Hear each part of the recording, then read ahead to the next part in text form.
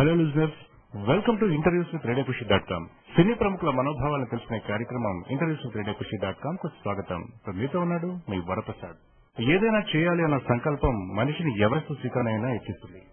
State bank of ఇండియాలో గౌరవప్రదమైన ఉద్యోగంలో ఉన్న వెంకటనారాయణ ప్రవృత్తి రీత్యా దర్శకులు. ఆయన దర్శకత్వంలో వచ్చిన సెల్ సినిమా సుప్రసిద్ధ సంస్థ యాడ్లాబ్స్ ద్వారా విడుదలై ఆంధ్రప్రదేశ్ అంతటా కూడా సక్సెస్ఫుల్ గా ప్రదర్శింపబడుతోంది.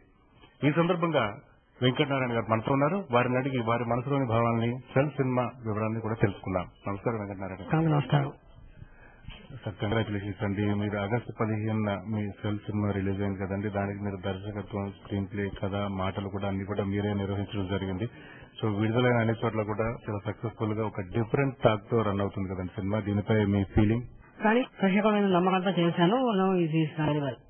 అదేవిధంగా సెల్ సినిమా రిలీజ్ కాకముందరే ఒక ఇండస్ట్రీ అంతా కూడా ఒక రకమైనటువంటి క్యూరియాసిటీని డెవలప్ చేయడం జరిగిందండి. అంటే సెల్ సినిమా రాబోతుంది అంటే మీరు ఎంచుకున్నటువంటి ఈ పబ్లిసిటీ విధానం కానివ్వండి, ఇంకా రకరకాల మాధ్యమాల ద్వారా మీరు పబ్లిసిటీ చేయడం కానీ ఇదంతా కూడా ఒక క్యూరియాసిటీని డెవలప్ చేసింది మార్కెట్ అంతా కూడా. అది ఇదంతా కూడా మీరు ఎట్లా ప్రీ ప్లాన్ గా చేయగలిగారు అసలు? అంటే ఒక ప్లాన్ అంటే ఏం లేదండి, ఏదో కొంచెం డిఫరెంట్ గా ఉండాలి. ఎవ్రీ వే ఫిల్మ్ మేకింగ్ దగ్గర నుంచి పబ్లిసిటీ నుంచి ఎవరిథింగ్ డిఫరెంట్ గా ఉండాలని ప్లాన్ చేసాము. చేస్తే కొంచెం వర్కౌట్ అయింది బాగా. టైటిల్ విషయానికి వచ్చేసరికి టైటిల్ మీరు డిఫరెంట్ గా పెట్టడం జరిగింది సెల్ అని పేరుతోటి. అంటే ఆ టైటిల్ ఎందుకు పెట్టడం జరిగింది సినిమాకి? అంటే ఇప్పుడు ఆల్రెడీ చూసినట్టుగానే సినిమాలో ఉన్నట్టుగానే సినిమా టోటల్ గా ఒక స్టైల్, ఒక క్లోజ్డ్ షెడ్ లో జరుగుతుంది. ఒక పాత బాడుపడ్డ షెడ్ లో అందులో మన ప్రొటాగనిస్ట్ బంధించబడి ఉంటాడు. అతను బయటకు ఎట్లా వచ్చాడన్నది మొత్తం కథ. సో ఆ షెడ్ కి బయట ప్రపంచానికి ఉన్న లింక్ సెల్ ఫోన్ అనమాట. సో అందుకని మొత్తం టోటల్ కథ ఈ రెండింటి మీద నడుస్తుంది. రెండు కూడా సెల్ అంటే 2 మీనింగ్స్ అనమాట. ఒకటి closed cell and one cell phone. అందుకని దానికి హ్యాపీగా ఉంటుందని రెండు కలిసి ఆ పేరు పెట్టాం. ఈ కథ డెవలప్ చేయడానికి మీకు ఏదైనా లైన్ ఇన్స్పిరేషన్ అండి? అదే హాలీవుడ్ మూవీ స్టార్ ఉందండి. ఆ స్టార్ అనే సినిమా చూసి నేను ఇన్స్పైర్ అయ్యాను. చూసి నేను నా ఓన్ స్టోరీ రాసుకున్నాను. కంప్లీట్ గా స్టోరీ, స్క్రీన్ ప్లే, తర్వాత మాటలు కూడా మీరే రాయడం జరిగింది కదండి. సో అంటే మిగతా రచయితలు ఎవరైనా ఉన్నారా? కంప్లీట్ గా అంటే ఈ కంప్లీట్ స్క్రిప్ట్ వర్క్ కంప్లీట్ చేసి సెట్స్ కి వెళ్ళడానికి ఎంత టైం అయింది? తర్వాత ఈ ట్రావెల్ లో స్క్రిప్ట్ వర్క్ చేసేటప్పటి నుంచి సెట్స్ వెళ్లే వరకు చాలా స్ట్రగుల్స్ కూడా ఫేస్ చేస్తూ ఉంటారు. సో అవి కూడా కొంచెం వివరంగా చెప్తారా? అంటే ఇది యాక్చువల్ స్క్రిప్ట్ వచ్చి నాకు 8 months అయిందండి. ఫస్ట్ మనం ఒక స్టోరీ లైన్ రాసుకున్న తర్వాత దాన్ని మార్పు చేసి ఆల్మోస్ట్ ఒక 12 versions రాసుకున్నాం. 12th version. ఫైనల్ స్క్రిప్ట్ ఏదైతే ఉందో 12th version. దానికి ఒక 8 months కష్టపడి ఫైనల్ చేశాము. దాని తర్వాత మేము ఆర్టిస్ట్ అనుకోవటము, తర్వాత కొంతమంది నేను స్క్రీన్ టెస్ట్ కూడా చేశాను. బట్ కొత్త వాళ్ళు అయితే అంత బాగా రావట్లేదని చెప్పేసి నేను ఆర్టిస్ట్ తీసుకొని రెస్ట్ అయినా కూడా టీవీ ఆర్టిస్ట్ చేశాను. అది యాక్చువల్ కాస్టింగ్ విషయానికి వచ్చినట్లయితే అందరూ కూడా టీవీ ఆర్టిస్టులు చేయడం జరిగింది కదండి. అంటే ఇది ఆల్రెడీ అంటే ఎందువల్ల ఇట్లా చేయడం జరిగింది అంటే పెద్దవాళ్ళు అంటే కొత్త వాళ్ళతో చాలా మంది ప్రయోగాలు చేస్తున్నారు ఇప్పుడు. సో టీవీ ఆర్టిస్టులతో మీరు ఎందుకు చేయాలనుకున్నారు అసలు యాక్చువల్ గా? అదేనండి, అంటే ఇప్పుడు అంటే కొత్త వాళ్ళతో ప్రయోగం చేయడం అంటే మనకి పాత వాళ్ళని పెట్టుకోవాలంటే మన దగ్గర బడ్జెట్ ఉండదు. కొత్త వాళ్ళు అంటే ఏమవుతుందంటే అంత పర్ఫార్మెన్స్ చేసేవాళ్ళు మనకి దొరకడం కష్టం. కొత్తగా వాళ్ళు ఫస్ట్ టైం కెమెరా ఫేస్ చేస్తున్నప్పుడు ఇదేంటంటే ఈ కథ మోర్ దాన్ ది స్టోరీ ఇది performance which is vital. Performance బాగుండాలి. ఇందులో చేస్తున్న క్యారెక్టర్స్ మనకు కనపడాలి, ఆర్టిస్ట్ కనపడకూడదు. సో పర్ఫార్మెన్స్ బేస్డ్ మూవీ కాబట్టి కొంచెం నోన్ ఆర్టిస్ట్ బాగా చేస్తానని నాకు నమ్మకం ఉన్నవాళ్ళని తీసుకున్నాను. రోజు ఫిల్మ్ ఆర్టిస్టే కదా, ఫిల్మ్ చేసినా టీవీలో చేసినా ఆర్టిస్ట్ అనే నమ్మకంతో నేను సినిమా చేయాలి. ఆర్టిస్టుల పర్ఫార్మెన్స్ గురించి కూడా చెప్తారా? ఆర్టిస్ట్ పర్ఫార్మెన్స్ ఇంకా నేను చెప్పక్కర్లేదు, అందరూ ఆల్రెడీ చూసారు.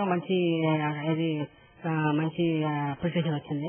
ప్రభాకర్ గానీ, సమీర్ గానీ excel in their own characters and everybody, even Nandu, Kishore అందరూ కూడా చాలా బాగా చేశారు. అది బాగా చేయడం వల్ల అసలు సినిమా పండింది. మొదట నేను అనుకున్నాను అంటే ఒక 10% ఎక్స్ట్రా చేశారు వాళ్ళు. చేసి ఇట్స్ ఇస్ న్యాచురల్ పర్ఫార్మెన్స్. అంటే అది యాక్టింగ్ కంటే కూడా ఇట్స్ బిహేవియర్, క్యారెక్టర్ బిహేవియర్ ఎక్కువ చేయడం వల్ల అట్లా చేయడం నేను చెప్పడము, వాళ్ళు దానికి మంచి ట్యూన్ అవ్వడం, నాకు వాళ్ళకి మంచి ట్యూన్ అయింది. అండ్ క్లైమాక్స్ చాలా బాగుందని చెప్పి అందరూ అంటున్నారు. క్లైమాక్స్ లో ప్రభాకర్ అండ్ సమీర్ పోటాపోటీగా నటించారు. I think we have succeeded in that aspect also. అదేవిధంగా స్క్రీన్ ప్లే విషయం చూసుకున్నట్లయితే చాలా గ్రిప్పింగ్ గా టిల్ క్లైమాక్స్ వరకు కూడా చాలా చక్కగా గ్రిప్పింగ్ గా జరిగింది కదండి. అంటే స్క్రీన్ ప్లే పైన ఎంత వర్కౌట్ చేస్తారు మీరు? అంటే ఒకటండి, నేను స్క్రీన్ ప్లే మీద పెద్దగా వర్కౌట్ చేయడం అంటే రాసేస్తున్నాను వచ్చేసింది. స్క్రీన్ ప్లే పెద్దగా మార్చలేదు. మొదటి వర్షంలో ఏమనుకున్నాం అదే స్క్రీన్ ప్లే వచ్చింది. ఓన్లీ థింగ్ అంటే కొంచెం సీన్స్ తక్కువ చేసి, ఏదైనా డైలాగ్ తగ్గించి, కొంచెం ఎక్కువ విజువల్స్ ఇంపార్టెన్స్ ఇచ్చి డైలాగులు తక్కువ చెప్పించినట్టు చేసి అట్లా వర్కౌట్ చేశాము. స్క్రీన్ ప్లే మొదట ఏమనుకున్నాము, అదే వేసుకున్నాము, ఆ లైన్ అదే పెట్టాము. There is no much change in screenplay. First వర్షం ఏదో సార్ ఒక విషయం, ఇంకొక విషయం ఏంటంటే సినిమా రిలీజ్ కాకముందే మీరు యూజ్ చేసిన పబ్లిసిటీ స్ట్రాటజీస్ ఏవైతే ఉన్నాయో కంప్లీట్ గా ఒక రకమైన క్యూరియాసిటీ, అంటే ఇది ఒక సస్పెన్స్ థ్రిల్లరా లేదంటే ఇది ఏ టైప్ ఆఫ్ మూవీ అనేది టైటిల్ కొంచెం వైవిధ్యంగా పెట్టడం జరిగింది. అదే చాలా క్యూరియాసిటీని డెవలప్ చేస్తుంది కదండి. అంటే యాక్చువల్ గా మీరు కంప్లీట్ ఇప్పుడు సినిమా రిలీజ్ అయింది, అంతా రివీల్ అయింది, ఏం జరిగింది, ఎట్లా జరిగింది అనేది అంతా కూడా రివీల్ అయిపోయింది. బేసికల్ ఇట్స్ అంటే నేచర్ ఆఫ్ ఫిల్మ్ నేచర్ అంటే యాక్చువల్లీ అంటే ఫిల్మ్ నేచర్ యాక్చువల్గా ఏంటంటే యూ కెనాట్ కాల్ ఇట్ నేను సస్పెన్స్ ఆర్ యాక్షన్ గురించి చెప్పలేము. అన్ని ఉన్నాయండి ఇందులో. సస్పెన్స్ ఉంది, యాక్షన్ ఉంది, కొంత సెంటిమెంట్ ఉంది, కొంత హర్రర్ ఉంది. So it's mix of all genres అనమాట. ఇట్స్ ఒక సపరేట్ జనర్ కాదు ఇది. It's mix of all genres. చూసిన వాళ్ళు కూడా అదే అంటున్నారు. మరి ఇది హూడ్ అని తను ఎవరు చేస్తున్నాడు ఇవన్నీ అది కూడా కాదు పాయింట్. అక్కడ ఏమవుతుంది, క్యూరియాసిటీ ఎలిమెంట్ అనమాట. తర్వాత నెక్స్ట్ ఏమవుతుంది అన్న క్యూరియాసిటీ ఎలిమెంట్ మనకి అది మెయిన్ యూఎస్ మూవీ. అంటే మనకి యాక్చువల్గా ప్రతి మనిషికి ఏంటంటే పక్క వాడి జీవితంలో ఏం జరుగుతుందని తెలుసుకోవడం ఒక ఉత్సాహం ఉంటుంది. ఒక రిక్షాపులు అనే కలిసి మల్టీ మిలియన్ దాకా ఉంటుంది. సో ఆ క్యూరియాసిటీ ఉన్న మనిషిలో ఉన్న క్యూరియాసిటీని బేస్ చేసుకొని ఈ స్టోరీ రాసుకోవడం జరిగింది. ఆ విధంగా చూసేవాడికి తర్వాత ఏం జరుగుతుంది అంటే వాడు భయపడడం కానీ లేకపోతే ఫీల్ అవ్వడం కానీ టెన్షన్ ఫీల్ అవ్వడం కానీ అవన్నీ ఏమి ఉండవు. చూస్తూ ఉంటాడు, కానీ ఏం జరుగుతుంది ఉత్సాహం మాత్రం ఉత్సుకత వాడికి మాత్రం వాడికి ఉంటుంది. ఆ విధంగా కాలిక్టర్ different genre. It's mix of all these three అనమాట. బేసిక్ సెంటిమెంటల్ లైన్ ఏంటంటే భార్య పిల్లల్ని రక్షించుకోవాలి అని ఒక బేసిక్ లైన్ ఉంది. అది సెంటిమెంట్, టోటల్ సెంటిమెంట్. అది లాస్ట్ వరకు వర్కౌట్ అవుతుంది. అది కాక హర్రర్ అంటే కొన్ని సీన్ కొంచెం భయంకరంగా ఉంటాయి. అది హర్రర్. యాక్షన్ అంటే మొత్తం సినిమా అంతా కొంచెం యాక్షన్ టైప్ లో ఉంటుంది. ఇది కాకుండా సస్పెన్స్ ఏంటంటే ఏం జరుగుతుంది అన్నది. ఇది కాకుండా కొంతవరకు ఇంటర్వల్ పాయింట్ వరకు మనకి ఎవరు చేస్తున్నారో అని వస్తుంది. ఇంటర్వల్ తర్వాత తెలుస్తుంది. దాని తర్వాత ఏం జరుగుతుంది అనేది సెకండ్ హాఫ్. సో ఈ విధంగా it's mix of all genres. Sir అదేవిధంగా మీరు చెప్పిన పాయింట్స్ ఏవైతే ఉన్నాయో అన్ని రకాల ఎలిమెంట్స్ ని కూడా మీరు చక్కగా మిక్స్ చేసి ప్రేక్షకులకు అందించడం జరిగింది కదండి. దానికి ప్రధానంగా క్యారీ కావాలంటే ఖచ్చితంగా ఒక మంచి మ్యూజిక్ కావాలి. ఆ మ్యూజిక్ ఆర్ఆర్ అంతా కూడా చాలా చక్కగా సినిమా చేయడం జరిగింది. మ్యూజిక్ ఎవరు చేయించారు, ఆ మ్యూజిక్ వివరాలు కూడా చెప్తారు. మ్యూజిక్ డైరెక్టర్ మహేష్ శ్రీధర్ అని వాళ్ళిద్దరు బ్రదర్స్ అండి. వాళ్ళిద్దరు నాకు చైల్డ్హుడ్ ఫ్రెండ్స్. ఎప్పటి నుంచో నాకు తెలుసు. ఒక దాదాపు 20 years నుంచి వినోదం. వాళ్ళు ఏంటంటే కొంచెం మనకి బిల్ట్ బాల్ టాలెంట్ ఉంది వాళ్ళకి. సో వాళ్ళ మీద నమ్మకం బట్టి నేను చేయించాను. అది కాకుండా మేము ఏం చేసామంటే కొంచెం అండర్ ప్లే చేసాం. మ్యూజిక్ ఫోర్గా మ్యూజిక్ చేసి చెవులకు జారింగ్గా ఉండకుండా ఒక అండర్ ప్లే చేయడం వల్ల అది బాగా వర్కౌట్ అయింది. అది అప్పుడు కొంచెం new type of movie, Hollywood type లో మ్యూజిక్ ఉన్నట్టు తెలియకుండా అండర్ కరెక్ట్ మ్యూజిక్ ఉంటుంది. దానికి సౌండ్ ఎఫెక్ట్స్ యాడ్ అవుతాయి. ఈ రెండు కలిపి చేయడం వల్ల అది బాగా వర్కౌట్ అయింది. అదేవిధంగా ఈ చిత్రీకరణ, ఫోటోగ్రఫీ, సినిమాటోగ్రఫీ కూడా చాలా చక్కగా ప్లెజెంట్ గా చిత్రీకరించడం జరిగింది. అన్ని సీన్స్ కూడా అంటే ఆ షేడ్స్ ఏదైతే మీరు యూజ్ చేస్తారో కంప్లీట్ గా మీరు పూర్తిగా టెక్నికల్ వాల్యూస్ ఏ రేంజ్ లో మీరు అడాప్ట్ చేసుకున్నారన్నది అందరికి చూసిన వాళ్ళందరికీ కూడా అర్థమవుతుంది సినిమాలో. సో ఆ విధాలు కూడా చెప్పండి సార్. అంటే బేసికల్ గా మేము ఒకటి అనుకున్నామండి. ఇది యాక్చువల్గా మూడు బేస్డ్ సినిమా అండి ఇది. అంటే ఫస్ట్ ప్రేక్షకుడు ఓపెన్ కావగానే ఏ మూడ్ లో ఉంటాడో టోటల్ లాస్ట్ వరకు అదే మూడ్ లో ఉంటాడు. సో మూడు కనుక ఎలివేట్ అవ్వాలంటే కొంచెం డార్క్ మూడ్ ఉండాలి. డార్క్ మూడ్ ఎలివేట్ అవ్వాలంటే మన పిక్చర్ మీద ఎక్కువ కలర్స్ కనపడకూడదు. కలర్స్ ఎక్కువ ఉన్నాయి అనుకోండి అది కొంచెం ప్లెజెంట్ గా ఉంటుంది. ప్లెజెంట్ గా ఉండకుండా కొంచెం టెన్షన్, చూసేవాడికి టెన్షన్ గా ఉంది. ఎందుకంటే మనం ఏదైనా ఒక రూమ్ లోకి వెళ్ళామనుకోండి, చీకటి రూమ్ లోకి వెళ్తే మనకు కొంచెం టెన్షన్ ఉంటుంది. పొద్దున పూట రాత్రి పూట చీకటి రూమ్ లోకి వెళ్తే టెన్షన్ వచ్చేస్తుంది. అటు అనుకోకుండా మనకు వస్తుంది. కొంచెం లైటింగ్ ఉందనుకోండి మనం ఫ్రీ. కాబట్టి ఇట్లా బ్రైట్ కలర్స్ లేకుండా డార్క్ కలర్స్ పెట్టి కొంచెం మూడీగా తయారు చేయాలని మొదటి నుంచి మనం ప్లాన్ చేస్తాను. నేను మా సినిమాటోగ్రాఫర్ జాన్ గారు అనుకున్న తర్వాత ఏం చేస్తామంటే ఇది మొత్తం సినిమా 4 లొకేషన్స్ లో జరుగుతుంది. ఒక షెడ్, ఒక హాస్పిటల్, పోలీస్ స్టేషన్, కొంత అవుట్డోర్. ఈ 4 లొకేషన్స్ కి 4 కలర్స్ చేసాము. లైట్ గ్రీనిష్ ఏమో షెడ్ కి ఇచ్చాము, లైట్ బ్లూ కలర్ ఏమో హాస్పిటల్ కి ఇచ్చాము, అవుట్డోర్ అంతా కొంచెం లైట్ ఎల్లోయిష్ కి ఇచ్చాము, పోలీస్ స్టేషన్ ఏమో కొంచెం బ్రౌనిష్ ఇచ్చాము. సో 4 కలర్స్ ఇచ్చి 4 కలర్స్ ని 4 డిఫరెంట్ వేస్ లో ప్రజెంట్ చేయడానికి అనుకున్నాము. ఐ థింక్ బాగుందని అప్రిషియేట్ చేయాలి. ముందు అనుకోవాలి అంటే మీరు ఏమనుకుంటారో కలర్స్ లేవు కదా, సినిమాలో కలర్స్ లేవు, ఒకటే కలర్ అన్నారేమో అనుకున్నాము. అయినా కూడా డిస్కస్ చేసాము. But now it has worked out very well. అది మీరు వర్కౌట్ చేయడానికి కంప్లీట్ గా ఏదైనా గ్రౌండ్ వర్క్ లాంటి ఏదైనా చేయడం జరిగింది అంటే డిఫరెంట్ వర్షన్స్ అండ్ ట్రయల్స్ లాంటివి ఏమైనా చేయడం జరిగిందండి బిఫోర్ పిక్చరైజేషన్? అంటే లేదు, ట్రయల్స్ ఏం లేదు. ఎందుకంటే అసలు మామూలుగా మనం అసలు పిక్చర్ చేయడానికి ముందు షూటింగ్ లో మనం సెట్స్ లోకి వెళ్లే ముందే we have work for 1.5 year. 1.5 year work చేస్తున్నాము. So in that way all work ground work has been done and completed. Once you enter the set there is no change, there is no nothing. ఇంకా మరి వెనకాల ఆలోచించడం కానీ ఇంకా మార్పులు చేయడం కానీ ఏం లేదు. పక్కాగా షూట్ చేసేసాము. విత్ ఇన్ ఏ టైంలో అనుకున్నామో ఆ టైంలోనే ఎక్స్ట్రాక్ట్ చేసేసాము. సో తర్వాత post production everything work out very well. మనకి చేంజెస్ అనేది ఇంకా మేము పెట్టుకోలేదు. Everything work out before we enter the set. అదేవిధంగా సినిమా పేరు, ఈ టెక్నికల్ వాల్యూస్ వీటన్నిటికీ ఇంకొక వాల్యూ యాడెడ్ గా మీరు యాడ్ ల్యాబ్స్ అనే సంస్థ ద్వారా సినిమాని రిలీజ్ చేయడం జరిగింది కదండి. యాడ్ ల్యాబ్స్ అందరికీ కూడా సుపరిచితం. ఎందుకంటే అదొక ప్రముఖ కంపెనీ, అది ఒక మల్టీనేషనల్ కంపెనీ. అది దాని ద్వారా సినిమా రిలీజ్ కావడం అంటేనే ఒక రకమైనటువంటి హైప్. సో ఇది ఎట్లా సాధ్యమైంది, దీనికోసం ఏమైనా వర్కౌట్ చేస్తారు, అసలు యాడ్ ల్యాబ్స్ తో మీ సంబంధం ఎట్లా బలపడింది? అంటే మేము యాక్చువల్గా ప్రివ్యూ వేసామండి. ప్రివ్యూ వేసినప్పుడు మామూలుగా లోకల్ డిస్ట్రిబ్యూటర్స్ ని వాళ్ళని పిలిచి వేసాము. అట్లాగే యాడ్ ల్యాబ్స్ కూడా పిలవడం జరిగింది. యాడ్ ల్యాబ్స్ చూడగానే వాళ్ళకి నచ్చింది సినిమా. కొంచెం న్యూ కొత్త రకంగా ఉంది. రెగ్యులర్ ఫార్మాట్ లేదు కాబట్టి స్టార్స్ లేకపోయినా వర్కౌట్ అవుతుందని కొంచెం వాళ్ళ కూడా నమ్మకం కలిగి ఫస్ట్ ప్రొజెక్షన్ లోనే వాళ్ళు accepted this. In that way we are very much happy and we are thankful to Adlabs. ఇంకోటి ఏంటంటే this is the first movie Adlabs is distributed in Telugu. So in that way also ఆ credit మాకు వచ్చింది కాబట్టి we are happy. చాలా happy అండి. ఎందుకంటే మొట్టమొదటిసారిగా యాడ్ ల్యాబ్స్ వాళ్ళు తెలుగు సినిమాతో డీల్ పెట్టుకోవడం సెల్ సినిమా ద్వారా అంటే ఒక రకమైన అప్రిషియేట్ చేయాల్సిన థింగ్ అనేది. అదేవిధంగా అంటే సినిమా రిలీజ్ ఎక్కడెక్కడ చేశారు? యాక్చువల్ ఆంధ్రప్రదేశ్ అంతా కూడా చేశారు, ఓవర్సీస్ కూడా చేశారు? అంటే ఓవర్సీస్ కూడా చేశామండి. అండ్ ఓవర్సీస్ ఒక 1 week లేట్ గా చేస్తున్నాము. యాక్చువల్గా ఇవి సైమల్టేనియస్ గా చేద్దాం అనుకున్నాం కానీ కొంచెం సెన్సార్ సర్టిఫికేట్ అవి రావడం కొంచెం ప్రాబ్లమ్స్ వచ్చి మేము కొంచెం లేట్ అయింది. బట్ నౌ నెక్స్ట్ వీక్ లో మేము ఏం చేస్తున్నాం అంటే 22nd నుంచి ఆగస్ట్ 22nd నుంచి యూఎస్ లో స్టార్ట్ చేస్తున్నాము. యూఎస్ లో డిఫరెంట్ డిస్ట్రిబ్యూషన్ అంటే freemovies.com అని వాళ్ళకి ఇచ్చాము. ఇండియా వరకు మాత్రం యాడ్ ల్యాబ్స్ ఆల్ ఓవర్ అయితే 12 films తో రిలీజ్ చేశాము.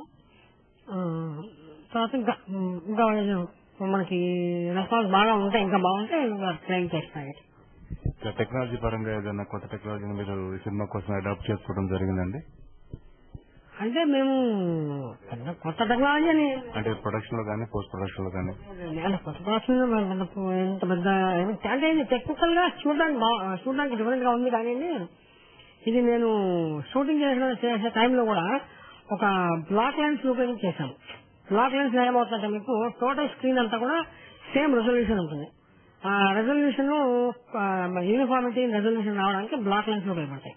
So though they are costly, we have used those block lenses and block lenses which are used in మామూలుగా హాలీవుడ్ మూవీస్ లో ఉపయోగిస్తుంటారు. బ్లాక్ లెన్స్ హిందీ మూవీస్ లో ఉపయోగిస్తారు బాగా. ఆ బ్లాక్ లెన్స్ ఉపయోగించడం వల్ల ఆ లుక్ వచ్చింది మనకి. That is only technology use. Otherwise everything is normal. ఒక సక్సెస్ఫుల్ ఒక డిఫరెంట్ ఎంటర్టైనర్ ని మీరు తెలుగు ప్రేక్షకులకు అందించారు కదా, మీ పూర్వ అనుభవం చెప్తారా సినిమాలపై? పూర్వ అనుభవం నాకేం లేదండి. ఇదే మా ఫస్ట్ మూవీ. ఇంకా ముందు నేను కొన్ని తెలుగు సీరియల్స్ అవి టెలిఫిల్మ్స్ అవి చేశాను. నా ఫస్ట్ టెలిఫిల్మ్ నాకు నంది అవార్డు వచ్చింది, బెస్ట్ డైరెక్టర్ నంది అవార్డు వచ్చింది. సో వర్మగారి 1989లో వర్మగారి సినిమాలు చేసిన తర్వాత నేను కూడా ఇట్లా ఫిల్మ్ మేకింగ్ లో రావాలని నాకు అభిప్రాయం కలిగింది. దాని తర్వాత నేను చేసుకుంటూ వచ్చాను. సో తర్వాత ఇంకెవరి దగ్గర పనిచేయడం అన్నాను, ఎందుకంటే నేను స్టేట్ బ్యాంక్ ఆఫ్ ఇండియాలో పనిచేస్తాను. So I have no time and no way that I can go in to industry and work with some money. So in that way I have no experience. But నేను ఏదైతే telefilms అవి చేశానో ఆ experience తోనే I have plan చేశాను. ఎటువంటి పూర్వానుభవం లేకుండా complete cinema making లో ఒక సినిమా మేకింగ్ అనేది ఒక క్లిష్టమైనటువంటి సాధారణ కొంచెం కాస్ట్లీ అఫైర్. ప్లస్ అదేవిధంగా కొంచెం చాలా కష్టమైనటువంటి పని అందరూ అనుకుంటారు. ఎవరో పెద్ద పెద్ద వాళ్ళు మాత్రమే చేయగలిగారు అన్న టైప్ లో ఒక ఆల్రెడీ ఫిక్స్ అయిపోయి ఉన్నారండి. ఒక మీరు రావటమే మొదటి ఎంట్రీ తోటే ఒక మంచి సెన్సేషన్ క్రియేట్ చేస్తారు. దీనిపై మీరు ఎట్లా ఫీల్ అవుతున్నారండి? అంటే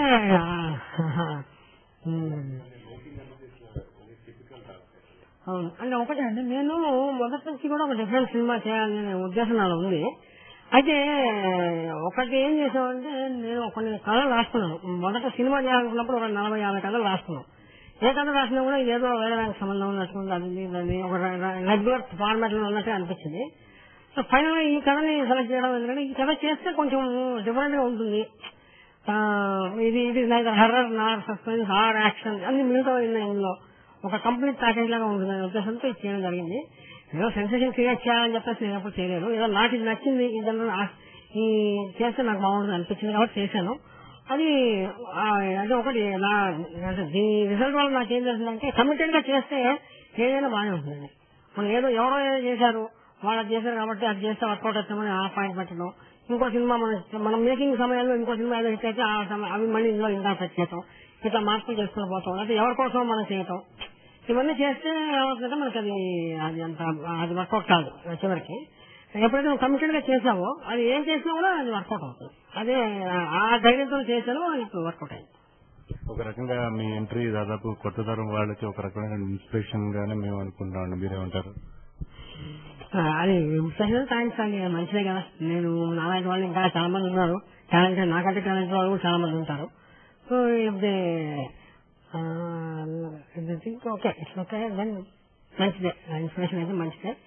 నాకు అమ్మగా అట్లా ఇన్స్పిరేషన్, నేను ఇంకొంతమంది ఇన్స్పిరేషన్ అవుతున్నానంటే అంతకంటే కావాల్సింది. అసలు ఇండస్ట్రీ వైపు మీరు ఆకర్షితులు అవడానికి అంటే మీరు ఏ బేసిస్ లో మీరు ఇంట్రెస్ట్, అంటే మీరు ఎట్లా ఆకర్షితులు అయ్యారు? మొదటి బీజం ఎప్పుడు పడింది అసలు? అదేనండి, అంటే నేను ఇండస్ట్రీ వైపు ఆకర్షించడం అవడానికి యాక్చువల్గా యాక్చువల్గా నా క్రియేటివిటీ అంటే ఇంట్రెస్ట్ అండి. నాకు creativity in any field I like it. ఒక రైటింగ్ లో కానీ, ఒక స్పోర్ట్స్ లో కానీ, లేకపోతే ఎనీ ఫీల్డ్, అస్ట్రానమీ కానీ, లేకపోతే ఎనీథింగ్ ఎనీవేర్ ఏది క్రియేటివిటీ ఉన్న నాకు చాలా ఇంట్రెస్ట్. అలా ఇంట్రెస్ట్ ఉంది కాబట్టి నేను రణోడా శివ చూసినప్పుడు చాలా క్రియేటివ్ గా ఉంది, కొత్త రకంగా ఉంది, మంచిగా ఉందని ఇన్స్పైర్ అయ్యాను. దాని తర్వాత ఫిల్మ్ మేకింగ్ అనేది only one way of expressing my ఇదనమాట. క్రియేటివిటీ జీవిని కన్సీవ్ చేసుకోవడానికి film making is only one part. But anywhere creativity ఉంది, నేను ఐ లైక్ ఇట్. జనరల్ గా ఇండస్ట్రీలో ఫలానా డైరెక్టర్స్ దగ్గర చేశారు, ఫలానా ప్రొడ్యూసర్ తో వీళ్ళు సినిమాలు చేశారు, ఇట్లాంటి టాస్క్ ని ఎక్కువ ఎక్స్పెక్ట్ చేస్తూ ఉంటారండి పబ్లిక్ అంతా కూడా. సో అట్లా అట్లా అంటే అది కంపల్సరీ అవసరం అంటారా? అంటే మీ పాయింట్ ఆఫ్ వ్యూలో తీసుకున్నట్లయితే ఖచ్చితంగా ఎటువంటిది కాదు, చేయాలని తప్పంటే చాలు అన్న అర్థం మీరు చెప్పిన మాటలో అర్థం అవుతుంది చెప్పకుండానే. సో ఇది ఎంతవరకు ఉపయోగపడుతుంది? వేరే వాళ్ళ దగ్గర చేసేటటువంటి వర్క్ మనం మళ్ళా కొత్తగా మన ఫిల్మ్ మేకింగ్ వైపు వచ్చినట్లయితే కనుక వాళ్ళ ఇన్ఫ్లుయెన్స్ మన మీద పడుతుందంటారా? వీళ్ళ క్రియేటివిటీకి ఏమైనా ఇబ్బంది కలిగే పరిస్థితి ఏమైనా ఉందంటారా? అంటే ఒకటండి, మనము అదే చెప్తున్నాను, ఎప్పుడైనా సరే మనము we should not follow anybody. Get inspiration తీసుకోవచ్చు కానీ ఫాలో కాకూడదు. మనకంటూ మనం ఒక పక్క ఒక ఇది ఉండాలి, ప్లానింగ్. అంటే I mean what you want do, నీకేంటి కావాలి. ఎప్పుడైతే స్క్రిప్ట్ రాస్తున్నాడో స్క్రిప్ట్ రాస్తున్న తక్షణమే డైరెక్టర్ కి ఆ స్క్రీన్ మీద ఏమొస్తుందని మొత్తం మైండ్ లో ఉండిపోవాలి, అదే ఉండాలి. ప్లస్ ఆ సింగిల్ కమిట్మెంట్ తో కనుక ముందుకెళ్తే ఎవరైనా సక్సెస్ వస్తుంది. ఎప్పుడైతే నువ్వు వేవరీ అయిపోయి వాళ్ళు చెప్పింది వీళ్ళు చెప్పింది విని అది చేస్తే బాగుంటుందేమో ఇది చేస్తే బాగుంటుందేమో అనుకునేటట్టయితే అది వర్కౌట్ కాదు. అది బేసికల్ గా నీ కమిట్మెంట్ నువ్వేం చేయాల్స్తున్నావో అదే చేయాలి అనేది గుర్తుపెట్టుకోవాలి. ఇంకోటి ఏంటంటే మనకి యాక్చువల్ గా ఒక 100 మంది ఉంటే 100 మందిలో 100 మందికి 100 రకాల అభిప్రాయాలు ఉంటాయి. రకరకాలు కొంతమంది ఏదో ఫ్యామిలీ ఎంటర్టైన్మెంట్ ఇష్టపడతారు, కొంతమంది కామెడీ ఇష్టపడతారు, కొంతమంది ఏదో లవ్ స్టోరీస్ ఇష్టపడతారు, కొంతమంది యాక్షన్, కొంతమంది హర్రర్ ఇష్టపడతారు. కాబట్టి మనం అందరికీ నచ్చేటట్టుగా మనం సినిమా చేయాలంటే అది కాదు. That is called commercial cinema. Commercial సినిమాలో అన్ని ప్యాకేజెస్ వేసేసి దాంట్లో కథ పెద్దగా ఇంపార్టెన్స్ ఉండదు. Everything is package and every element will be there and it is entertainer for 2.5 hours and it requires lot of money. మనం తక్కువ మనీతో ఎంటర్టైనర్ చేయాలి అంటే అది వర్కౌట్ కాదు. సో తక్కువ మనీలో మనం అది చేసుకోవాలంటే కాన్సెప్ట్ బేస్డ్ ఉంటే ఆ కాన్సెప్ట్ 100 మందికి నచ్చకపోయినా ఆ 10 మందికైనా నచ్చుతుంది, అది అప్రిసియేషన్ వస్తుంది. అదే నేను నమ్మింది, నేను వేరే వాళ్ళకి ఎవరైనా చెప్తాను కూడా అదే. అదేవిధంగా కంప్లీట్ గా ఫిల్మ్ మేకింగ్ అనేది complete 24 crafts collective team work. So complete గా మీ టీం గురించి ఇన్ఫర్మేషన్ ఇస్తారండి. అదే టీం అంటే మన ఫోటోగ్రాఫర్, నేను సినిమాటోగ్రాఫర్ అయితే నాకు ఎప్పటి నుంచో పరిచయం. ఆయనతో నేను చాలా టెలిఫిల్మ్స్ చేశాను, మంచి టాలెంటెడ్ పర్సన్. ఎడిటర్ వాళ్ళ బ్రదరే, ఆయన కూడా మంచి రెప్యూటెడ్ రైటర్, మీరు గారు reputed writer in Telugu TV industry. And music directors నా ఫ్రెండ్. ఇంకా అదర్ థింగ్స్ అంటే ఇంకా మన అంటే ఇందులో యాక్చువల్ గా మిగతా ఎక్కువ 24 క్లాస్ అంటారు కదండి, కానీ నా దగ్గర మేకప్ లేదు, కళా దర్శకుడు లేడు, తర్వాత సెట్ లేదు, అండ్ ఇంకా డాన్స్ డైరెక్టర్ లేడు, ఇంకా చాలా క్రాఫ్ట్స్ నాకు లేవు. So in that way this not a work of 24 crafts, is work of only 10 to 12 crafts. 10 to 12 crafts miss అయిపోయినా దాంట్లో, because I can't afford all those things. But even then the completion requires 24 crafts. కాబట్టి 24 crafts gel అయితేనే మనకి correct మంచి product, ఒక successful film వస్తుంది. Cell cinema inspiration తో భవిష్యత్తులో మీరు ఎటువంటి సినిమాలు తెలుగు ప్రేక్షకులకు అందించబోతున్నారు? అంటే నేను I still want to do these type of movies only అండి. That all depends on the successful commercial success of this movie. ఈ కమర్షియల్ గా సక్సెస్ అయితేనే వాళ్ళు చేయగలుగుతాను, లేకపోతే చేయలేము. ఎందుకంటే all side and bottom line is money. So money వచ్చితేనే మళ్ళీ లేకపోతే నేను ఇంకొకటి చేయగలుగుతాను. లేకపోతే ఇంకెవరికైనా నేను ఇప్పుడు ఎంత మంచిగా తీసాడో, బాగా వచ్చింది, మంచిగా వచ్చింది అని అన్నా కూడా when you go to other producers, he will think in terms of calculation, business and calculations. అట్లా కాన్సెప్ట్ చేసినప్పుడు మనకి వర్కౌట్ కాదు. మనం చెప్పే స్టోరీస్ కానీ కాన్సెప్ట్స్ కానీ వాళ్ళకి అర్థం కావు. వాళ్ళకి అంటే వాళ్ళని కూడా తప్పట్లేదు, ఎందుకంటే they are putting money, they want it back with some more money. Profit చేద్దామని వస్తారు కానీ లాస్ అవ్వదని ఎవరు రారు కదా. In that way if I get money out of this movie, I would be able to do it. Otherwise, I don't know what can I do in the future. Sir, మన సినిమాని US లో కూడా అంటే overseas లో కూడా మీరు release చేయడానికి plans చేస్తున్నారు కదండి. అంటే ఓవర్సీస్ ప్రేక్షకులు నచ్చేటటువంటి అంశాలు సినిమాలో ఏమున్నాయండి? అంటే ప్రేక్షకుడు నేను అనుకున్నా, నా ఉద్దేశంలో ఏ ప్రేక్షకుడు కూడా ఒకటేనండి. ఓవర్సీస్ అయినా ఎక్కడైనా మన సినిమా తీసేవాళ్ళు తెలుగు వాళ్ళే కాబట్టి, అక్కడ ఫారినర్స్ ఎవరు చూడరు కాబట్టి తెలుగు వాళ్ళకైనా ఒకటే. బట్ వాళ్ళకేంటంటే కొంచెం రెగ్యులర్ థీమ్ లో కాకుండా కొత్త రకంగా ఈ సినిమా ఉంటుంది కాబట్టి కొత్త రకానికి కోరుకునే ప్రేక్షకులందరికీ ఇది నచ్చుతుంది. డెఫినెట్ గా కొంతమంది సినిమాలు చూడడం కూడా మానేశారు. ఎప్పుడు చూసినా లవ్ స్టోరీ లేకపోతే హీరో నలుగురు కొట్టడం అని మానేశారు. అలాంటి వాళ్ళకు కూడా ఈ సినిమా నచ్చుతుందని నేను అనుకుంటున్నాను. అలాంటి వాళ్ళు కూడా వచ్చి ఈ సినిమా చూడొచ్చు. ఒక 2 hours టైం తెలియకుండా వచ్చిన వాళ్ళు మళ్ళీ లేవకుండా ఫైనల్ వరకు ఒక మంచి ఇంట్రెస్ట్ క్రియేట్ చేస్తూ రన్ అవుతుంది స్టోరీ. కాబట్టి అలాంటి ఇష్టపడే వాళ్ళకి డెఫినెట్ గా నచ్చుతుంది. అదేవిధంగా గతంలో మీరు చేసిన టెలిఫిలిమ్స్ కి అవార్డ్స్ కూడా రావడం జరిగింది కదండి. సో ఆ టెలిఫిలిమ్స్ గురించి ఎటువంటి కథాంశాలను మీరు ఎంచుకోవడం జరిగింది, తర్వాత అవార్డు వచ్చిన టెలిఫిలిం గురించి కూడా వివరంగా చెప్తారా? నేను మొదట యాక్చువల్ గా ఒక 10 లక్షలని ఒక స్టోరీ రాస్తున్నాను. ఫస్ట్ నేను రాసింది అది ఫస్ట్ స్క్రిప్ట్. 10 లక్షలని ఒక బిజినెస్ మ్యాన్ ఉంటాడు. ఆ బిజినెస్ మ్యాన్ ఒక 10 లక్షలు బ్యాంక్ నుంచి డ్రా చేస్తుంటాడు ఆదివారం నాడు. అంటే వాళ్ళ ఇంట్లో ఉన్న వాళ్ళే ఒక డ్రైవరు, ఒక వంటవాడు, తర్వాత అతని తమ్ముడు కొంచెం డివైడ్ ఎదుగుతుంటాడు వాడు, తర్వాత ఇంకొక తోటమాలి, ఇంకా 4-5 ఆ డబ్బులు కాజేయడానికి ప్లాన్ వేస్తుంటారు. సో చివరికి ఆయన హత్య చేయబడతాడు. సో హత్య ఎవరు చేశారు, డబ్బు ఎవరికి పోయింది అనేది ఒక పాయింట్ అనమాట. అలాంటిది రాసుకున్నాను ఒక 40 minutes చేసి వీడియోలో షూట్ చేసి నేనే ఎడిట్ చేసుకుని నేనే డైలాగ్స్ అవి రాసుకొని డబ్బింగ్ చేశాను. అది నలుగురు చూపిస్తే బాగుంటుందని అప్పుడు మేము దూరదర్శన్లో ఒక టెలిఫిలిం చేసాం, ఇంద్రధనుస్సు. అది ఏంటంటే ఒకటే మనిషి 7 క్యారెక్టర్ వేయటం అనమాట. అందులో ఆ బ్యాక్గ్రౌండ్ లో ఒక చిన్న స్టోరీ చేసుకొని చేశాము. అది చాలా సక్సెస్ అయింది, చాలా బాగుందన్నారు. నాకు బెస్ట్ డైరెక్టర్ నంది అవార్డు వచ్చింది. అప్పుడు దూరదర్శన్ టెలికాస్ట్ అయింది. దాని బెస్ట్ డైరెక్టర్ నంది అవార్డు, తర్వాత మా సినిమాటోగ్రాఫర్ కి బెస్ట్ సినిమాటోగ్రాఫర్ అవార్డు, తర్వాత బెస్ట్ ఎపిసోడ్, బెస్ట్ టెలిఫిలిం, ఈ 3 అవార్డ్స్ ఇచ్చాయి నాకు ఫస్ట్ ఫిల్మ్. ఇంకా దాని తర్వాత సీరియల్స్ తర్వాత అవన్నీ చేశాము. రీసెంట్ గా నేను జీ తెలుగులో మన శుక్లాం భరతరం అని ఒక సోషల్ సబ్జెక్ట్ చేశాను అనమాట. Social based subject. ఒక అమెరికాలో పుట్టి పెరిగిన ఇండియన్ ఆరిజిన్ అబ్బాయి ఇండియాకి వస్తాడు అనమాట. ఇండియా అంటే ఇష్టము, కల్చర్ అంటే ఇష్టంతో వస్తాడు. అది ఇక్కడ అతనికి ఏ పరిస్థితులు ఎదుర్కొన్నాడు, చివరికి ఏమైనా కళాంశంతో ఒక శుక్లాం భరతరం చేశాను. చాలా అప్రిషియేషన్ వచ్చింది, దానికి చాలా అవార్డ్స్ వచ్చినాయి. పెద్ద పెద్ద రైటర్స్ వాసిరెడ్డి సీతాదేవి గారు ఇలాంటి వాళ్ళందరూ బాగా అప్రిషియేట్ చేశారు. సో అవన్నీ చేయడం వల్ల దాని తర్వాత నేను సినిమా స్టార్ట్ చేయడం జరిగింది అనమాట. సో ఆ విధంగా నా ప్రస్థానం జరిగింది. సార్, ఇట్లా సినిమాలు తర్వాత టెలిఫిలిమ్స్ కాకుండా మీరు మిగతా అంటే షార్ట్ ఫిలిమ్స్ లాంటివి కానీ లేదంటే ఏదైనా ఫెస్టివల్స్ కి మీ ఫిలిమ్స్ కి పార్టిసిపేట్ చేయించడం కానీ ఏమైనా చేయడం జరిగిందండి? చేశానండి. అసలు ఒక షార్ట్ ఫిల్మ్ చేశాను నేను, సన్ 6 డేస్ అని. ఒక చిన్న పిల్లవాడు ఉంటాడు, అతని జీవితంలో 6 రోజుల్లో జరిగిన సంఘటనలు అనే ఒక చిన్న కాన్సెప్ట్ తీసుకొని చేయడం జరిగింది. అది న్యూయార్క్ ఫిల్మ్ ఫెస్టివల్ లో స్క్రీనింగ్ అయింది. ఇట్లా సెలెక్టెడ్ టాప్ 50 లో సెలెక్ట్ అయింది. అల్టిమేట్ గా కొంచెం ఏదో ఈ 9/11 వచ్చిన ఆ టైంలో అనమాట. అది ఆ టైంలో ప్రాబ్లమ్స్ అవడం వల్ల అది క్యాన్సిల్ అయిపోయింది. అది సో ఆ విధంగా షార్ట్ ఫిల్మ్ చాలా అక్కడ అది కూడా బాగా అప్రిషియేషన్ వచ్చింది దానికి. అది కాన్సెప్ట్ ఏంటంటే ఒక అబ్బాయి ఒక 5-6 ఏళ్ళ అబ్బాయి అనమాట. అందులో అది బేసికల్ గా అది అందులో ఉన్న కొత్త పాయింట్ ఏంటంటే అబ్బాయి ఉన్నాడు కనపడ్డం. అంత అబ్బాయి పాయింట్ ఆఫ్ వ్యూ లో మొత్తం సినిమా తీసాము. అబ్బాయి పాయింట్ ఆఫ్ వ్యూ లో కెమెరా ఉంటుంది, మిగతా అన్ని కనబడుతూ ఉంటాయి. Boy you never see a boy but only you feel that boy. ఆ బాయ్ ని ఫీల్ అవుతుంటారు చూసేవాళ్ళు, but you never see that boy అనమాట. అట్లా ప్లాన్ చేసాం అనమాట. అది బాగా అందరూ ఆ కాన్సెప్ట్ చాలా మెచ్చుకున్నారు. అదేంటంటే వాళ్ళ అబ్బాయికి సడన్ గా ఈ గెటింగ్ పూర్వజన్మ జ్ఞాపకాలు వస్తుంటాయి. ఎవరో తను చంపుతున్నట్టు అది ఇది ఎవరో దాన్ని చేస్తున్నట్టు అట్లా వస్తుంది. చివరికి అతను తెలుసుకునేది ఏంటంటే వాళ్ళ ఫాదర్ ఎవరంటే ఒక సీరియల్ మన సైడ్ కిల్లర్ అనమాట. వాడు ఏదో గూండాలకి గంటలో చూస్తుంటాడు. ఆ టైప్ ఆఫ్ ఫాదర్ వాడికి. ఈ ఫాదరే క్రితం జన్మలో వీడిని చంపినవాడని చెప్పేసి వాడికి తెలుస్తుంది. తెలిసి ఆ ట్రామా అనుభవిస్తుంటాడు వాడు. చివరికి వాళ్ళ ఫాదరు సాడిస్ట్ కూడా కొంచెం.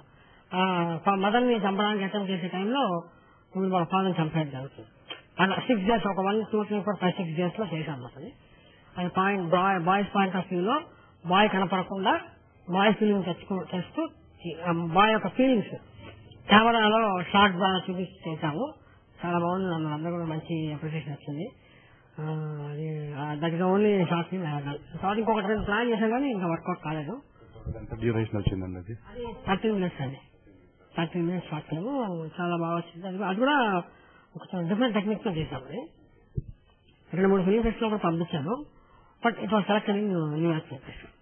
గతంలో మీరు చేసిన టెలిఫోన్ ఏదైతే ఇంటర్వెల్స్ ఉందో అది కంప్లీట్ గా అంటే అది 7 days డిఫరెంట్ షేడ్స్ అన్న టైప్ లో మీరు 7 క్యారెక్టర్స్ మీరు ఒకే పర్సన్ దగ్గర చూపించడం జరిగింది కదండి. ఆ క్యారెక్టర్ ఎవరు చేశారు, ఆ 7 కొంచెం దాని గురించి కూడా కొంచెం వివరంగా చెప్తారా? అంటే అది ఇంటర్వెల్స్ అంటే అది ఒక నైట్ జరిగే సంఘటన అండి. ఒక అతను ఒక కార్పొరేట్ కంపెనీలో పనిచేస్తుంటాడు. అసలు బేసికల్ గా ఏంటంటే అతను ఒక బాగా భయస్తుడు, చాలా పిరికివాడు అనమాట. చీకట్లోకి వెళ్ళాడు, ఒక ఒంటరిగా ఉండడు, ఎవరన్నా ఉండాలి వాడితో పాటు. దో ఈ రన్నింగ్ lakhs of rupees బేసికల్ గా అతను పిరికివాడు అనమాట. అట్లాంటి వాడికి వాళ్ళ కంపెనీ వాళ్ళు ఏం చేస్తారంటే ఒక కవర్ ఇస్తారు, ఒక పార్సల్ ఇచ్చి ఫలక్నుమాల ఇచ్చి రావాలని చెప్పేసి వాడికి ఇస్తారు అనమాట.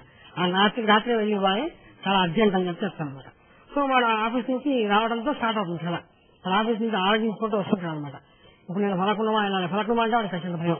అందులో అర్ధరాత్రిపూట వెళ్ళాలి, ఇంకా నైట్ నేను ఒక్కడిని వెళ్ళామని ఆలోచించుకుంటూ వస్తుంటాడు. ఇంటికి వచ్చేసిన తర్వాత ఇంట్లో కూడా ఎవరు ఉండరు. అందరూ ఏదో సినిమాకి వెళ్ళి ఎవరు ఇంట్లో కూడా ఎవరు ఉండరు, వాడు ఒక్కడే ఉంటాడు ఇంట్లో. అప్పుడు ఏం చేస్తాడంటే వాళ్ళ ఫ్రెండ్ ని పిలుస్తాడు, నాకు కొంచెం సహాయం చేయాలి, ఇద్దరం కలిసి వెళ్ళాలి అని. సరే వాడి ఫ్రెండ్ వస్తాను, ఒక 1/2 hour వస్తానని చెప్పేసి ఫోన్ పెట్టేస్తాడు. వీడు ఒక్కడే ఉంటాడు ఇంట్లో. కొంచెం రిఫ్రెష్ చేసి ఆ ఆలోచనలో భయంగానే ఉంటుంది. దాంట్లోనే టీవీ పెడితే టీవీలో కూడా హర్రర్ షో వస్తుంటుంది. ఆ హర్రర్ షో చూడటం, వీడు దాంట్లోకి చిన్నగా ట్రాన్స్ లోకి వెళ్ళిపోతాడు. ట్రాన్స్ లోకి వెళ్ళిపోయి వాడే అక్కడికి వెళ్తున్నట్టు, అక్కడికి వెళ్ళిన తర్వాత ఫలక్నుమాలో ఒక పెద్ద పాత బిల్డింగ్ ఉన్నట్టు, ఆ బిల్డింగ్ లోకి వెళ్ళిన తర్వాత అక్కడ ఒక బిచ్చగాడు, తర్వాత గేట్ కీపర్, తర్వాత ప్యూన్, తర్వాత డెస్క్ ఆఫీసర్, తర్వాత సీనియర్ ఆఫీసర్, సూపరింటెండెంట్, తర్వాత 8 ఇట్లా 7 ఉంటారు. ఈ 7 కూడా ఒక మనిషి లాగానే ఉంటారు ఉన్నట్టు. ఆ 7 కలిసి చివరికి వీడు వెంబడబడి చంపేస్తున్నట్టు కలగంటారు. అలా వచ్చేసి గబుక్కుని అందరూ వచ్చేసి మేము చంపే టైంకి గబుక్కుని మళ్ళీ వెనకొస్తుంది. వచ్చినప్పటికి ఇంకా ఇంట్లోనే ఉంటాడు. ఈ కాన్సెప్ట్ ఒక 22 minutes చేశాను. అది చాలా బాగుంది, దానికి అవార్డ్స్ కూడా వచ్చినాయి. జనరల్ గా ఎటువంటి సబ్జెక్ట్స్ డీల్ చేయడానికి మీరు మెంటల్ గా అంటే మీరు ఇష్టపడతారు? జనరల్ గా అదే సస్పెన్స్ ఎలిమెంట్ బాగా ఇష్టపడతానండి. సస్పెన్స్ లో కొత్త కాన్సెప్ట్, కొత్తగా ఉండాలి. చెప్తే కథ కొత్తగా ఉండాలి. ఒక ఇన్సిడెంట్స్ కానీ, ట్విస్ట్ కానీ, లేకపోతే నరేషన్ కానీ, నరేషన్ కొత్తగా ఉండడానికి నేను ఇష్టపడతాను. రెగ్యులర్ గా ఉండే వాటిని నేను హర్రర్ ఇష్టపడతాను. కానీ హర్రర్ లో మనం ఎంతసేపు చెప్పినా దయ్యం అదే చెప్పాల్సి వస్తుంది. అందులో కూడా కొత్త రకంగా చూపించగలిగితే that is okay. But basically I like the concept to be novel and presentation also to be somewhat different. ఈ కొత్తదనానికి మీరు స్వాగతం పలకటం చాలా అభినందనీయమైన విషయం అండి. ఎందుకంటే కమర్షియల్ పాయింట్ ఆఫ్ వ్యూ చూస్తున్నట్లయితే అది కొంచెం రిస్క్ ప్రాజెక్ట్ లాగానే ఉంటుంది, ఏ ప్రాజెక్ట్ చేపట్టినా కానీ. సో దీనిపై మీరు ఎట్లా అంటే మేనేజ్ చేయగలుగుతారు? అదే ఐ థింక్ కొంచెం మార్పు వస్తుంది, తెలుగులో మార్పు వచ్చి కొంచెం డిఫరెంట్ సినిమాలు వస్తాయి. వచ్చినప్పుడు కొంచెం వీటికి కూడా మార్కెట్ పెరుగుతుందని అనుకుంటున్నాను. నా సెల్ సినిమా దానికి కొంచెం నాలుగు పలికిందని అనుకుంటున్నాను. ఇంకా చాలా మంది కాల్ చేసి చెప్తున్నారు, నేను కూడా అలా చేయడానికి ఉన్నది. ఇది కమర్షియల్ గా కూడా మనకి మంచి సక్సెస్ అవుతే కనుక, అంటే సూపర్ డూపర్ హిట్ అయ్యి 1,00,000 కోట్లు రాకపోయినా అట్లీస్ట్ మనం పెట్టినప్పుడు మనకు వచ్చేసి మనం సేఫ్ అయిపోతే కనుక చాలా మంది ముందుకు వస్తారు. ఆ విధంగా మార్పు కూడా వస్తుంది. So in that way I think it will work out, in future it will definitely work out. అంటే కంప్లీట్ గా ప్రాజెక్ట్ మొత్తం కథ మొత్తం రెడీ అయిన తర్వాత కంప్లీట్ గా బయట ప్రొడ్యూసర్ ఏమైనా అప్రోచ్ చేయారా, లేదంటే ముందు నుంచి కూడా మీరే చేయాలని ప్లాన్ లో ఉన్నారా? బయట ప్రొడ్యూసర్ ఎవరు అప్రోచ్ కావాలి, ఎందుకంటే నేను మామూలుగా వేరే కథలు పట్టుకుని మేము బయట ప్రొడ్యూసర్కి వెళ్ళాము. కానీ వాళ్ళందరూ కొంచెం ఐటమ్ సాంగ్ ఉండాలి, అవి ఉండాలి ఏవో చెప్పారు. సో ఈ కథ అనుకున్న తర్వాత మొత్తం కథ దగ్గరికి వెళ్ళాలి, ఎందుకంటే ఈ కథలో ఏమీ లేవు కాబట్టి అసలు వాళ్ళు వెళ్తే సమస్య లేదు. వాళ్ళు ఎన్ని ఇంట్రెస్ట్ అని డిసైడ్ చేసుకుని నేనే కొంత అమౌంట్ పూల్ అప్ చేస్తాను. మా ఫ్రెండ్స్, మా బ్రదర్స్ అందరి దగ్గర ఒక 15 ఇన్వెస్టర్స్ తో అమౌంట్ పూల్ అప్ చేస్తాను చేసాం. పేరెంట్స్ గురించి చెప్పారు. మా ఫ్యామిలీ ఇంకా మా ఆవిడ సపోర్ట్ నాకు టోటల్ గా ఉందండి. Full support. జనరల్ ఏంటంటే సినిమాలోకి వెళ్తున్నాం అంటే 2 ఆస్పెక్ట్స్ ఉంటాయి అక్కడ. ఒకటి ఏమో మంచి పాడైపోతాడని, ఒకటేమో రెండోది డబ్బు పోగొట్టుకుంటాడని. ఈ 2 ఆస్పెక్ట్స్ లో కూడా షీ సపోర్టెడ్ మీ. నా మీద నమ్మకంతో ఓకే చేయండి చేయగలుగుతాను నమ్మకంతో చేసింది. ఇంకా వెరీ మచ్ థ్యాంక్ఫుల్ సార్. నా సపోర్ట్ లేకపోతే నేను I think I could have not done this. In that way he has supported me whole heartedly and fully. Okay sir, definite గా భవిష్యత్తులో కూడా మీరు ఇంకా మంచి మంచి సినిమాలు చేయాలి. తర్వాత తెలుగు ప్రేక్షకులందరికీ కూడా మంచి అంటే టెక్నికల్ వాల్యూస్ ఉన్న సినిమాలు క్రియేటివ్ డైరెక్టర్స్ వల్లనే సాధ్యం అది చిన్నదిగా. సో అట్లాంటి మంచి సినిమాలు చేయాలని చెప్పేసి డెఫినెట్ మా రేడియోఖుషి.com శ్రోతలందరి తరఫున మా టీం తరఫున కూడా మీకు బెస్ట్ విషెస్ అండి. థ్యాంక్స్ అండి, thank you very much. Radiokhushi results అందరికీ కూడా best wishes and thank you very much. నా సినిమా ఓవర్సీస్ లో రిలీజ్ అవుతుంది, అందరు చూసి ఆదరిస్తారని నేను కోరుకుంటున్నాను.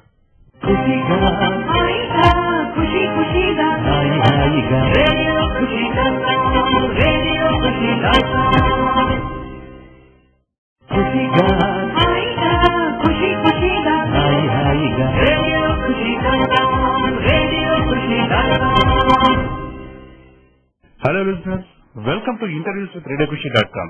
సినీ ప్రముఖుల మనోభావాలను తెలుసుకునే కార్యక్రమం ఇంటర్వ్యూస్ విత్ రేడియోఖుషి.com కు స్వాగతం. ఇప్పుడు మీతో ఉన్నాడు మీ వరప్రసాద్. కృషితో నాస్తి దుర్భిక్షం అన్న నానుడికి ఎదుగుతున్న నటుడే ఒక ఉదాహరణ.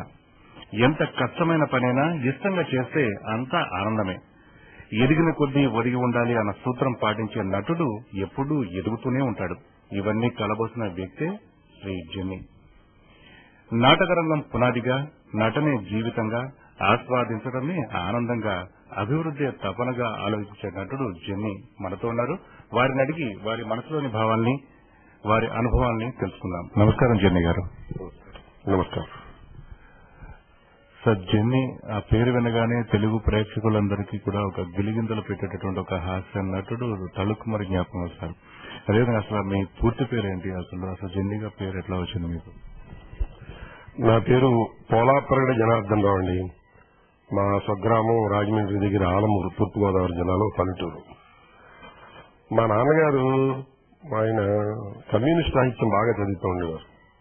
మన మార్క్స్ పుస్తకాలు బాగా చదువుతూ ఉండేవారు, ఎకానమిస్ట్.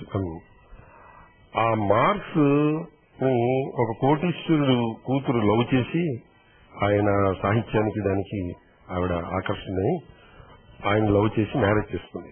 మ్యారేజ్ కోట్లన్నీ తృణప్రాయంగా వదిలేసి ఈయనతో పాటు ఆవిడ రచన చేసి మళ్లీ కోట్లు సంపాదించారు. ఆ అమ్మాయి పేరు జెన్నీ. అసలు జెన్నీ ఆడపిల్ల పేరు. జనరల్ గా మన ఇళ్లలో చిన్న, బుజ్జి, కన్న, సంటోడు, పెద్దోడు, నాన్న ఇలా పిలుస్తూ ఉంటారు కదా. నేను మా నాన్నగారు సరదాగా నన్ను ఆడపిల్ల పేరుతోటి జెన్నీ అని పిలుస్తూ ఉండేవారు చిన్నప్పుడు. మా ఇంటి నిండా ఆడపిల్లలే, నాకు 7 సిస్టర్స్, 3 బ్రదర్స్.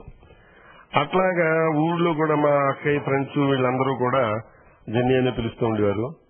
మా అక్కయ్యలు కూడా బాగా అప్పుడు స్వాతంత్రం ముందర ఎస్ఎల్సీ పాస్ అయ్యారు వాళ్ళు.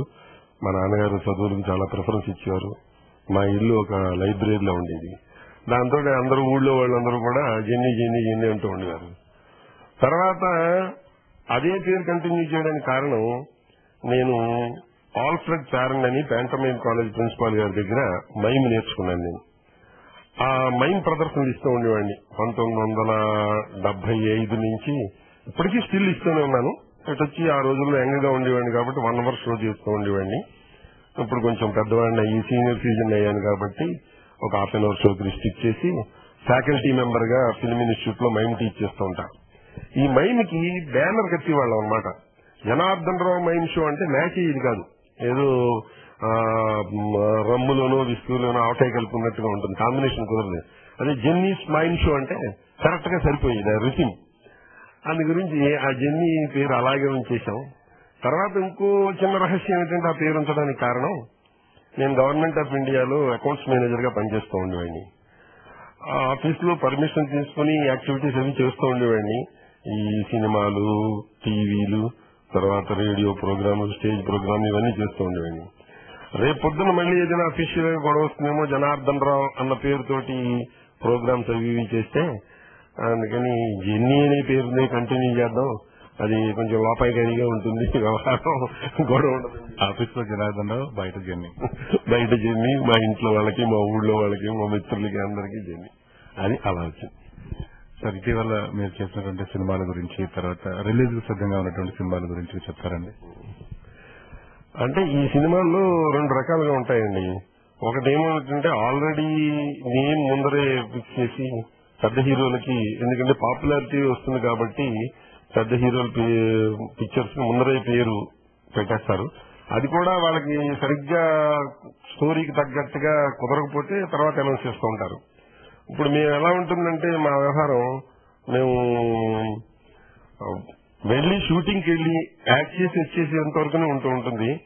ఏ పిక్చర్లు ఏ పేర్లు పెడుతున్నారో, ఏ పిక్చర్లు ఎప్పుడు రిలీజ్ అవుతాయో, ఏంటంటే మాకు మేనేజరు, పిఏ అలాంటి వాళ్ళు ఎవరు లేరు. ఎందుకంటే మేము ఇండస్ట్రీలో చాలా సినిమాలు అవి వేస్తున్నా అటు పెద్దవాళ్ళం కాదు, ఇటు చిన్నవాళ్ళం కాదు. అది గోచికి పెద్ద, తువాలకి చిన్న అంటారు, అట్లా ఉంటుంది కాబట్టి మాకు మేనేజర్లు ఏమని లేరు. తర్వాత మా అమ్మాయి అత్తారింటికి వెళ్లే వరకు నేను యాక్ట్ చేసే పిక్చర్లన్నీ ఒక లిస్టు రాసింది. మా అమ్మాయికి 10-12 ఏళ్ల క్రితం మ్యారేజ్ అయిపోయి అత్తారింటికి వెళ్ళిపోయింది. దాంతో ఇంకా ఆ లిస్టు కూడా తయారు చేయడం మానేసాం. అప్పటి వరకు 200 సినిమాలు ఆవిడ రాసింది మా అమ్మాయి. తర్వాత నేను మా ఆవిడ కూర్చొని కొన్ని రాసిన తర్వాత బద్ధకం వచ్చి కొంత ఇంట్రెస్ట్ చచ్చిపోయి రాయడం మానేసాం. కమింగ్ టు ది పాయింట్, ఇప్పుడు నాగార్జున గారి పిక్చరు ఒకటి చేస్తున్నానండి. శ్రీను వైట్ల దాని కింగ్ అని పేరు పెట్టారు దానికి ఆల్రెడీ. తర్వాత పవన్ కళ్యాణ్ గారి పిక్చర్ ఒకటి చేస్తున్నానండి. తర్వాత బాలకృష్ణ గారిది అది అక్టోబర్లో సెట్స్ పెడుతుంది. అది ఇంకా డైరెక్టర్ అది పిక్చర్ మొన్న పాండురంగుడు వేశాను బాలకృష్ణ గారితో. ఆ విధంగా ఆయనతో నాకు పరిచయం ఉంది. ఇంతకుముందు కూడా పరిచయం ఉంది, 1-2 సినిమాలు ఆయనతో వేశాను. తర్వాత ఇప్పుడు చిన్న పిక్చర్లు మాత్రం విపరీతంగా చేస్తున్నాడు. చిన్న పిక్చర్లో మళ్ళీ 2 రకాలు వస్తున్నాయి ఈ మధ్యన. ఏమిటంటే శాటిలైట్ సినిమాలు. శాటిలైట్ సినిమాలు అంటే అవి కమర్షియల్ గా ఒక ప్రింట్ వేసి అవి థియేటర్లో రిలీజ్ చేస్తే చాలు, శాటిలైట్ వాళ్ళు కొనుక్కుంటారు. దాంట్లో మాకు hero father, heroine father, hero మేనమా పెద్ద పెద్ద క్యారెక్టర్స్ పడుతూ ఉంటాయి. కానీ అవి పబ్లిక్ లోకి వెళ్ళవాలి సినిమాలు ఎక్కువగా, ఎందుకంటే శాటిలైట్ ద్వారానే రిలీజ్ అవుతూ ఉంటాయి. తర్వాత మామూలు సినిమాలు పేర్లు పెట్టే చిన్న సినిమాలు ఉంటాయి. ఆ చిన్న సినిమాల్లో ఏం జరుగుతుందంటే అండి, వాళ్ళు ఆల్రెడీ వరకు రిజిస్టర్ చేసుకున్న వాళ్ళ పేర్లు ఏమైనా పెట్టుకోవాలంటే వాళ్ళ పర్మిషన్ తీసుకుని పెట్టుకోవాలి. కాబట్టి వాళ్ళ పర్మిషన్ తీసుకోక ఇలా చిన్న సినిమాలు ఎవరు చూసి వచ్చారు లేని పెట్టేసి ఆ పేర్లు కొన్ని ఇబ్బంది అవుతాయి. ఇదంతా నేను చెప్పిందండి సినిమాలకు పేర్లు. ఇప్పుడు చిన్న సినిమాల్లో నేను కాలనాగు ఒకటి చేస్తున్నానండి. దాంట్లో ఒక జర్నలిస్ట్ గా చేస్తున్నాను. అది ఒక ట్రైబల్ బ్యాక్ డ్రాప్ లో ఉంటుంది. తర్వాత ముక్తి అని ఒకటి చేస్తున్నాను. తర్వాత ఆనందం అని ఒకటి చేస్తున్నాను. ఇంకా అలాంటి చాలా చిన్న చిన్న సినిమాలు చాలా ఉన్నాయి. పెద్ద హీరోల సినిమాలు అయితేనే పబ్లిక్ బాగా తెలుస్తాయి. దాంట్లో చిన్న క్యారెక్టర్ వేసిన గంగిగోపాల్ గరిటెడైన చాలని చెప్పి ఒక్క సీన్ చేసినా కూడా పబ్లిక్ లో బాగా పెడుతుంది. అదే చిన్న సినిమాల్లో ఒక 10 సీన్లు చేసిన 20 సీన్లు చేసినా క్యాచీగా ఉండదు. ఇప్పుడు నేను మొన్న రెడీ సినిమాలో ఒక మాస్టర్ వేషం వేశాను. వీడికి నాకు నా లెవెల్ కి ఎంతో డైరెక్టర్ గారు అదే మళ్ళీ కింగ్ లో వేషం ఇవ్వడానికి కూడా కారణం అదే. చాలా మంచి రెస్పాన్స్ వచ్చిందండి మీ సీన్ కి, నేను చాలా ఆనందపడ్డానండి. పాండురంగులో పూజారి వేషం వేశాను. పాండురంగులో కూడా విశ్వనాథ్ గారు, అంతకుముందు విశ్వనాథ్ గారు స్వరాభిషేకంలో టీసీ వేషం వేశాను. ఆ పెర్ఫార్మెన్స్ బాగుందని చెప్పేసి మళ్ళీ అంతకు ముందు అన్నమయ్యలో నేను ఒక పూజారి వేషం వేశానండి, అన్నమయ్యకి ఎగ్నెస్ట్ గా. ఎందుకంటే రాఘవేంద్రరావు గారు మళ్ళీ పిలిచి పాండురంగంలో వేషం ఇచ్చారండి. తర్వాత మొన్న విక్టరీలో సినిమా చేశాను, విక్టరీలో రవి చావల, దాంట్లో నితిన్ మ్యాన్మా వేషం వేశానండి. అసలు బేసికల్ గా నాకు డ్రాబ్యాక్ అనండి ఒక ఎసెట్ అనండి. డ్రాబ్యాక్ ఏం జరిగిందంటే అండి, నాకు టేక్ ఆఫ్ తెలియలేదు, ఎవరు వెనకాల గైడెన్స్ ఇచ్చేవాళ్ళు లేక, గాడ్ ఫాదర్ ఎవరు లేక, గైడెన్స్ తెలియక, ప్లస్ ఉద్యోగం మీద ప్రయారిటీ ఇచ్చిన మూలని నేను గవర్నమెంట్ ఆఫ్ ఇండియాలో పబ్లిక్ సెక్టార్ లో ఎలక్ట్రానిక్స్ కార్పొరేషన్ ఆఫ్ ఇండియా అని ఈసీఐఎల్ అంటారు, దాంట్లో నేను అకౌంట్స్ మేనేజర్ గా 32 years సర్వీస్ పుట్టప్ చేశాను. ఆ ఉద్యోగం చేసి ఫస్ట్ ప్రయారిటీ ఉద్యోగం ఇచ్చిన మూలని సినిమాలు ఏం జరుగుతున్నాయి ఏమిటి, సినిమా డైరెక్టర్ ని అప్రోచ్ అవ్వడం, ఇది టైం లేక, అలవాటు లేక, అవసరం లేక అంటే అప్రోచ్ అయ్యేవాళ్ళం కాదు. వాళ్ళు ఎవరైనా మా మీద అభిమానం కొద్దీ ఈ వేషానికి ఆయన బాగుంటారు. ఆ రోజుల్లో మెడ్రాస్ నుంచి ఆర్టిస్ట్ తీసుకొస్తూ ఉండేవారు చిన్న వేషాలకైనా. మెడ్రాస్ నుంచి ఆర్టిస్ట్ ఎందుకు, ఇక్కడ లోకల్ గా ఉన్నాడు కదా ఆయన, లాడ్జింగ్ బోర్డింగ్ ఖర్చులు తగ్గుతాయి ఇవని చెప్పేసి మమ్మల్ని పిలిచి వేయిస్తూ ఉండేవారు.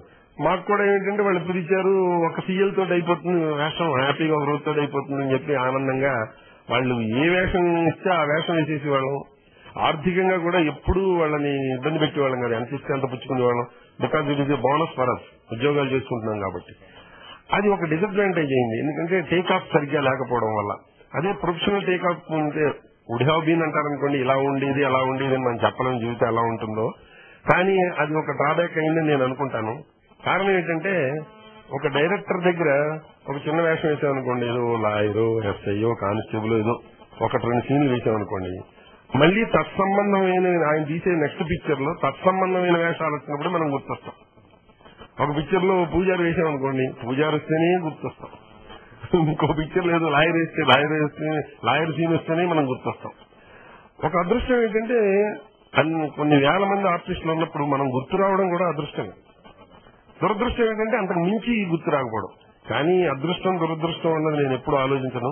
నాకు వేషం రావడమే అదృష్టంగా భావించి ఈ వేషాన్ని నా థియేటర్ బ్యాక్ డ్రాప్ తో, నాకున్న అనుభవంతో, దర్శకులతో డిస్కస్ చేస్తూ ఈ చిన్న వేషం ఎంత బాగా చేయొచ్చు. ఎందుకంటే చిన్న వేషం బాగా చేయకపోతే పెద్ద వేషం ఇంకా బాగా చేస్తాడని డౌట్ వస్తుంది కదా వాళ్ళకి, మంచి పిలవరు కదా. అందుకని డెఫినెట్ గా చిన్న వేషం అయినా సరే, చిన్న పోయినా పెద్ద కరతో కొట్టాలంటారే, అలా చిన్న వేషమైనా శ్రద్ధగా చేయాలి, ప్రేమించాలి, దాన్ని ఇష్టపడాలి. ఇష్టపడకపోతే ఏ వర్క్ అయినా సరే దాంట్లో పరిపూర్ణత రాదు. ఇష్టంగా చేసినప్పుడు ఎంత కష్టమైనా తెలియదు. అందుకని నేను చాలా ఇష్టంగా చేశాను. నేను ఇంచుమించుగా 400 సినిమాలు పైగా యాక్ట్ చేశాను. ఉద్యోగం చేస్తూ 200 సినిమాలు చేశాను. నేను 2000 లో వాలంటీర్ రిటైర్మెంట్ తీసుకున్నాను. ఈ 7-8 ఏళ్లలో కూడా 200 సినిమాలు చేశాను. Quantity is not the criteria, ఆ క్వాలిటీ.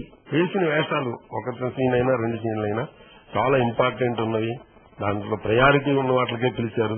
అది ఒక అదృష్టం. గుంపులో గోవిందా కాకుండా చేసి దానికి నాకు థియేటర్ బ్యాక్గ్రౌండ్ చాలా హెల్ప్ చేసింది. అదేవిధంగా అంటే మీరు చెప్పినట్లుగానే వేసిన క్యారెక్టర్ ఎటువంటిదైనా కానీ అది 10 కాలాల పాటు గుర్తుంచుకున్నటువంటి క్యారెక్టర్లు చేశారు సార్ మీరు. దానికి మచ్చు తునకగా మనం యమగోళ సినిమాలో మీరు చేసినటువంటి ఎడిటర్ క్యారెక్టర్ చెప్పుకోవచ్చు. చాలా అద్భుతంగా పండింది అది. ఆ క్యారెక్టర్ గురించి కూడా చెప్పండి సార్. ఆ సినిమా అండి కృష్ణారెడ్డి గారు ఆలీని హీరోగా పెట్టి ఎమ్మెల్యేలు చేశారు. దాంట్లో ఒక ఎడిటర్ వేషం ఉందని చెప్పి నన్ను రైటర్ దివాకర్ బాబు అంతకు ముందే నేను కృష్ణారెడ్డి గారి పిక్చర్ కి నన్ను అది డాక్టర్ వేషానికి తీసుకెళ్లాడు. అయితే దాంట్లో వేసిన కృష్ణారెడ్డి గారికి ఆర్టిస్ట్ ఎలాంటి వాడు అన్నది డైరెక్టర్ ఈజీగా పట్టేస్తాడండి. అన్నమంతా పట్టు చూడక్కల్లా ఒక మెతుకు చూస్తే చాలు. ఆ డైలాగ్ డెలివరీ ఎక్స్ప్రెషన్ బట్టి ఇతని టాలెంట్ ఉందా లేదా, ఇతను పనికొస్తాడా లేదా అని డైరెక్టర్ తెలుసుకుంటాడు. ఈజీగా ఏ డైరెక్టర్ అని తెలుసుకుంటాడు. అది ప్రథమ కర్తవ్యం కూడాను. అది లేకపోతే ఆయన డైరెక్టరే కాదు. నా అదృష్టం బాగుంది. ఆ ఒక్క వేషానికి మాయలోడెన్ సినిమాలో అది డాక్టర్ బాబు మోహన్ ని టెస్ట్ చేస్తాను. ఆ వేషాన్ని దివాకర్ బాబు నాటక రంగంలో మిత్రుడు, అతను దానికి రైటర్. అతను తీసుకెళ్లి ఇంటర్వ్యూ చేసి ఆ వేషం వేయించాడు. ఆ వేషంలో నన్ను చూసి ఆయన ఎడిటర్లు బాగుంటారన్నారు. ఈ ఎడిటర్ కూడా ఏం జరిగింది, నేను ఒక్కరోజు వేషం అనుకుని వెళ్ళిపోయింది. ఎప్పుడు కూడా సీరియల్కే యూజ్ టు ప్రిఫర్, ఎందుకంటే ఉద్యోగం పోతుంది భయం. పెద్ద వేషాలు ఇస్తే అవుట్డోర్కి వెళ్ళేవాడిని కాదు. 10 రోజులు అంటే భయపడేవాడిని. అంటే వేషం గురించి భయపడ్డాం కదా, చేయలేమని భయపడేవాడిని. అప్పుడు కృష్ణారెడ్డి గారు పిలిచి ఇలా ఉందండి నేను తప్పకుండా వేస్తాను సార్ అని చెప్పి వేస్తే, నేను షూటింగ్ లో జరుగుతున్న రోజుల్లో దివాకర్ బాబు గారికి, కృష్ణారెడ్డి గారికి నా పెర్ఫార్మెన్స్, ఆ సిచ్యువేషన్ అవన్నీ చూసి వాళ్ళు ఆ క్యారెక్టర్ ని ఇంచుమించుగా 10 రోజుల వరకు తీసుకెళ్తారు, క్లైమాక్స్ వరకు తీసుకెళ్తారు. నాకేమో భయం, సార్ నేను ఉద్యోగం చేసుకుంటున్నాను సార్, 10 రోజులు అంటే చాలా కష్టం అండి. అంటే పర్వాలేదండి, మీకు మంచిగా వస్తుంది, వేషం బాగా వస్తుంది, మీకు ఇది మంచి పేరు తెచ్చి పెడుతుంది, మీకు తగ్గట్టుగా సాయంత్రం 5ంటికి మీ ఆఫీస్ అయిపోతుంది కాబట్టి 5 తర్వాత పెడతాను, ఆదివారాలు పెడతాను, మీరేమీ కంగారు పడకండి, మీకు నేను సాధ్యమైనంత హెల్ప్ చేస్తానని చెప్పి పాపం ఆయన అక్కడ కుర్రా రంగారావు గారిని ఇంకో కో డైరెక్టర్ ఉండేవారు, ఆయన వీళ్ళందరూ కూడా నాకు హెల్ప్ చేస్తూ ఎంకరేజ్ చేస్తూ మొత్తం ఒక 10 రోజులు ఆ క్యారెక్టర్ క్లైమాక్స్ వరకు తీసుకెళ్తారు. ఆ క్యారెక్టర్ నాకు ఇంచుమించుగా ఆ ఏడాది నాకు ప్రొడ్యూసర్లు ఎవరో తెలియదు, డైరెక్టర్లు ఎవరో తెలియని వాళ్ళ దగ్గర నుంచి ఫోన్లు వచ్చి ఆ ఒక్క ఏడాదిలోనే నేను 25-30 సినిమాలు చేశాను. నాకు భయం వేస్తూ ఉండేది. ఆఫీస్కి వెళ్లి కూర్చుని అటెండెన్స్ లిస్ట్ లో సంతకం పెట్టి పని మొదలెట్టడానికి ఫోన్ వచ్చింది, సార్ ఈవేళ మీ వర్క్ ఏమిటండి, ఖాళీగా ఉన్నారా, ఒక వేషం ఉంటుందండి, మీరు చేస్తే బాగుంటుందండి. అది ఒక విధంగా ఆనందంగానూ ఉండేది, ఒక విధంగా భయంగా కూడా ఉండేది, ఎక్కడ ఉద్యోగం పోతుందేమో అని. అట్లాగా ఆ పిక్చర్ చేసిన తర్వాత కృష్ణారెడ్డి గారి పిక్చర్లు అన్నింటిలోనూ నేను చేశాను. తర్వాత నాకు ఒక ఐఎస్ఐ మార్క్ అయింది ఆ వేషం. ఎప్పుడైనా ఎవరైనా ఏ అసిస్టెంట్ డైరెక్టర్ అయినా డైరెక్టర్ కి, ఏ రైటర్ అయినా డైరెక్టర్ కి సైజ్ చేస్తే ఎవరండి ఆయన దేంట్లో వేశారండి అని అడుగుతారు కదా రెఫరెన్స్ కి. అది ఆయన ఎడిటర్ వేశారు, ఓ ఆయన బ్రహ్మాండంగా ఉన్నారండి, ఈ వేషం సరిపోతారు, మంచి వాడిని సైజ్ చేశారు అని చెప్పి పిలుస్తూ ఉండేవారు. అదే పిక్చర్ రామానాయుడు గారు తక్దీర్ వాలా అని చెప్పి హిందీలో వెంకటేష్ ని హీరోగా, ఆలీ వేసిన వేషం వెంకటేష్ ని హీరోగా పెట్టి వేశారు. దాంట్లో కూడా నా తెలుగులో నా పెర్ఫార్మెన్స్ బాగుందని చెప్పేసి తక్దీర్ వాలాలో కూడా, కానీ నా వేషం తెలుగులో పెద్దదైపోవడంతో ఆ వేషాన్ని వేరే పాపులర్ ఆర్టిస్ట్ ని పెట్టి నా చేత ఇంకొక వేషం వేయించారు. అనుపమ్ ఖేర్ పక్కనే ఒక కానిస్టేబుల్ వేషం, ఆయన sign. Anupam Kher theatre background తో వచ్చిన మహానుభావుడు, గొప్ప నటుడు. ఆయన దగ్గర వేస్తున్నామంటే అసలు విపరీతమైన ఆనందపడిపోయి 10 రోజులు ఆయనతో కలిసి ఉన్నాం. ఆ సినిమా షూటింగ్ ధర్మం విపరీతంగా రోజు నేను తెలుగు నాటక రంగం గురించి చెప్పేవాడిని, ఆయన ఏమో ఇంటర్నేషనల్ థియేటర్ గురించి చెప్పేవారు. అస్సలు ఏ విధమైన అహంభావం లేని మనిషి. చాలా ఆయనతోటి వర్క్ చేయడం ఎమ్మెల్యేలు పెట్టిన పిక్చర్ అన్నమాట అది. ఎమ్మెల్యేలు చాలా పిక్చర్లకి నాకు ఒక టెస్టిమోనియల్ లాగా, లిట్మస్ టెస్ట్ లాగా, ఐఎస్ఐ మార్క్ లాగా ఆయన వర్క్ చేశారు. అదేవిధంగా వర్మ గారి సినిమాలో ఒక మేనేజర్ క్యారెక్టర్ చేశారు కదా, అది కూడా డిఫరెంట్ గా ఉంటుంది. ఆ టైంలో చాలా అందరి మనసులో ఆకట్టుకుంది ఆ క్యారెక్టర్, దాని గురించి కూడా చెప్పండి సార్. అనగనగా ఒక రోజు అని చెప్పి దాంట్లో హోటల్లో మేనేజర్ అండి. నాకు రామ్ గోపాల్ వర్మ గారి దగ్గరికి ఉత్తేజ్ అని ఒక ఆర్టిస్ట్ ఉన్నాడు. అప్పుడు ఆయన రామ్ గోపాల్ వర్మ గారి దగ్గర అసిస్టెంట్ డైరెక్టర్ వర్క్ చేసేవాడు. అతను నా స్టూడెంట్.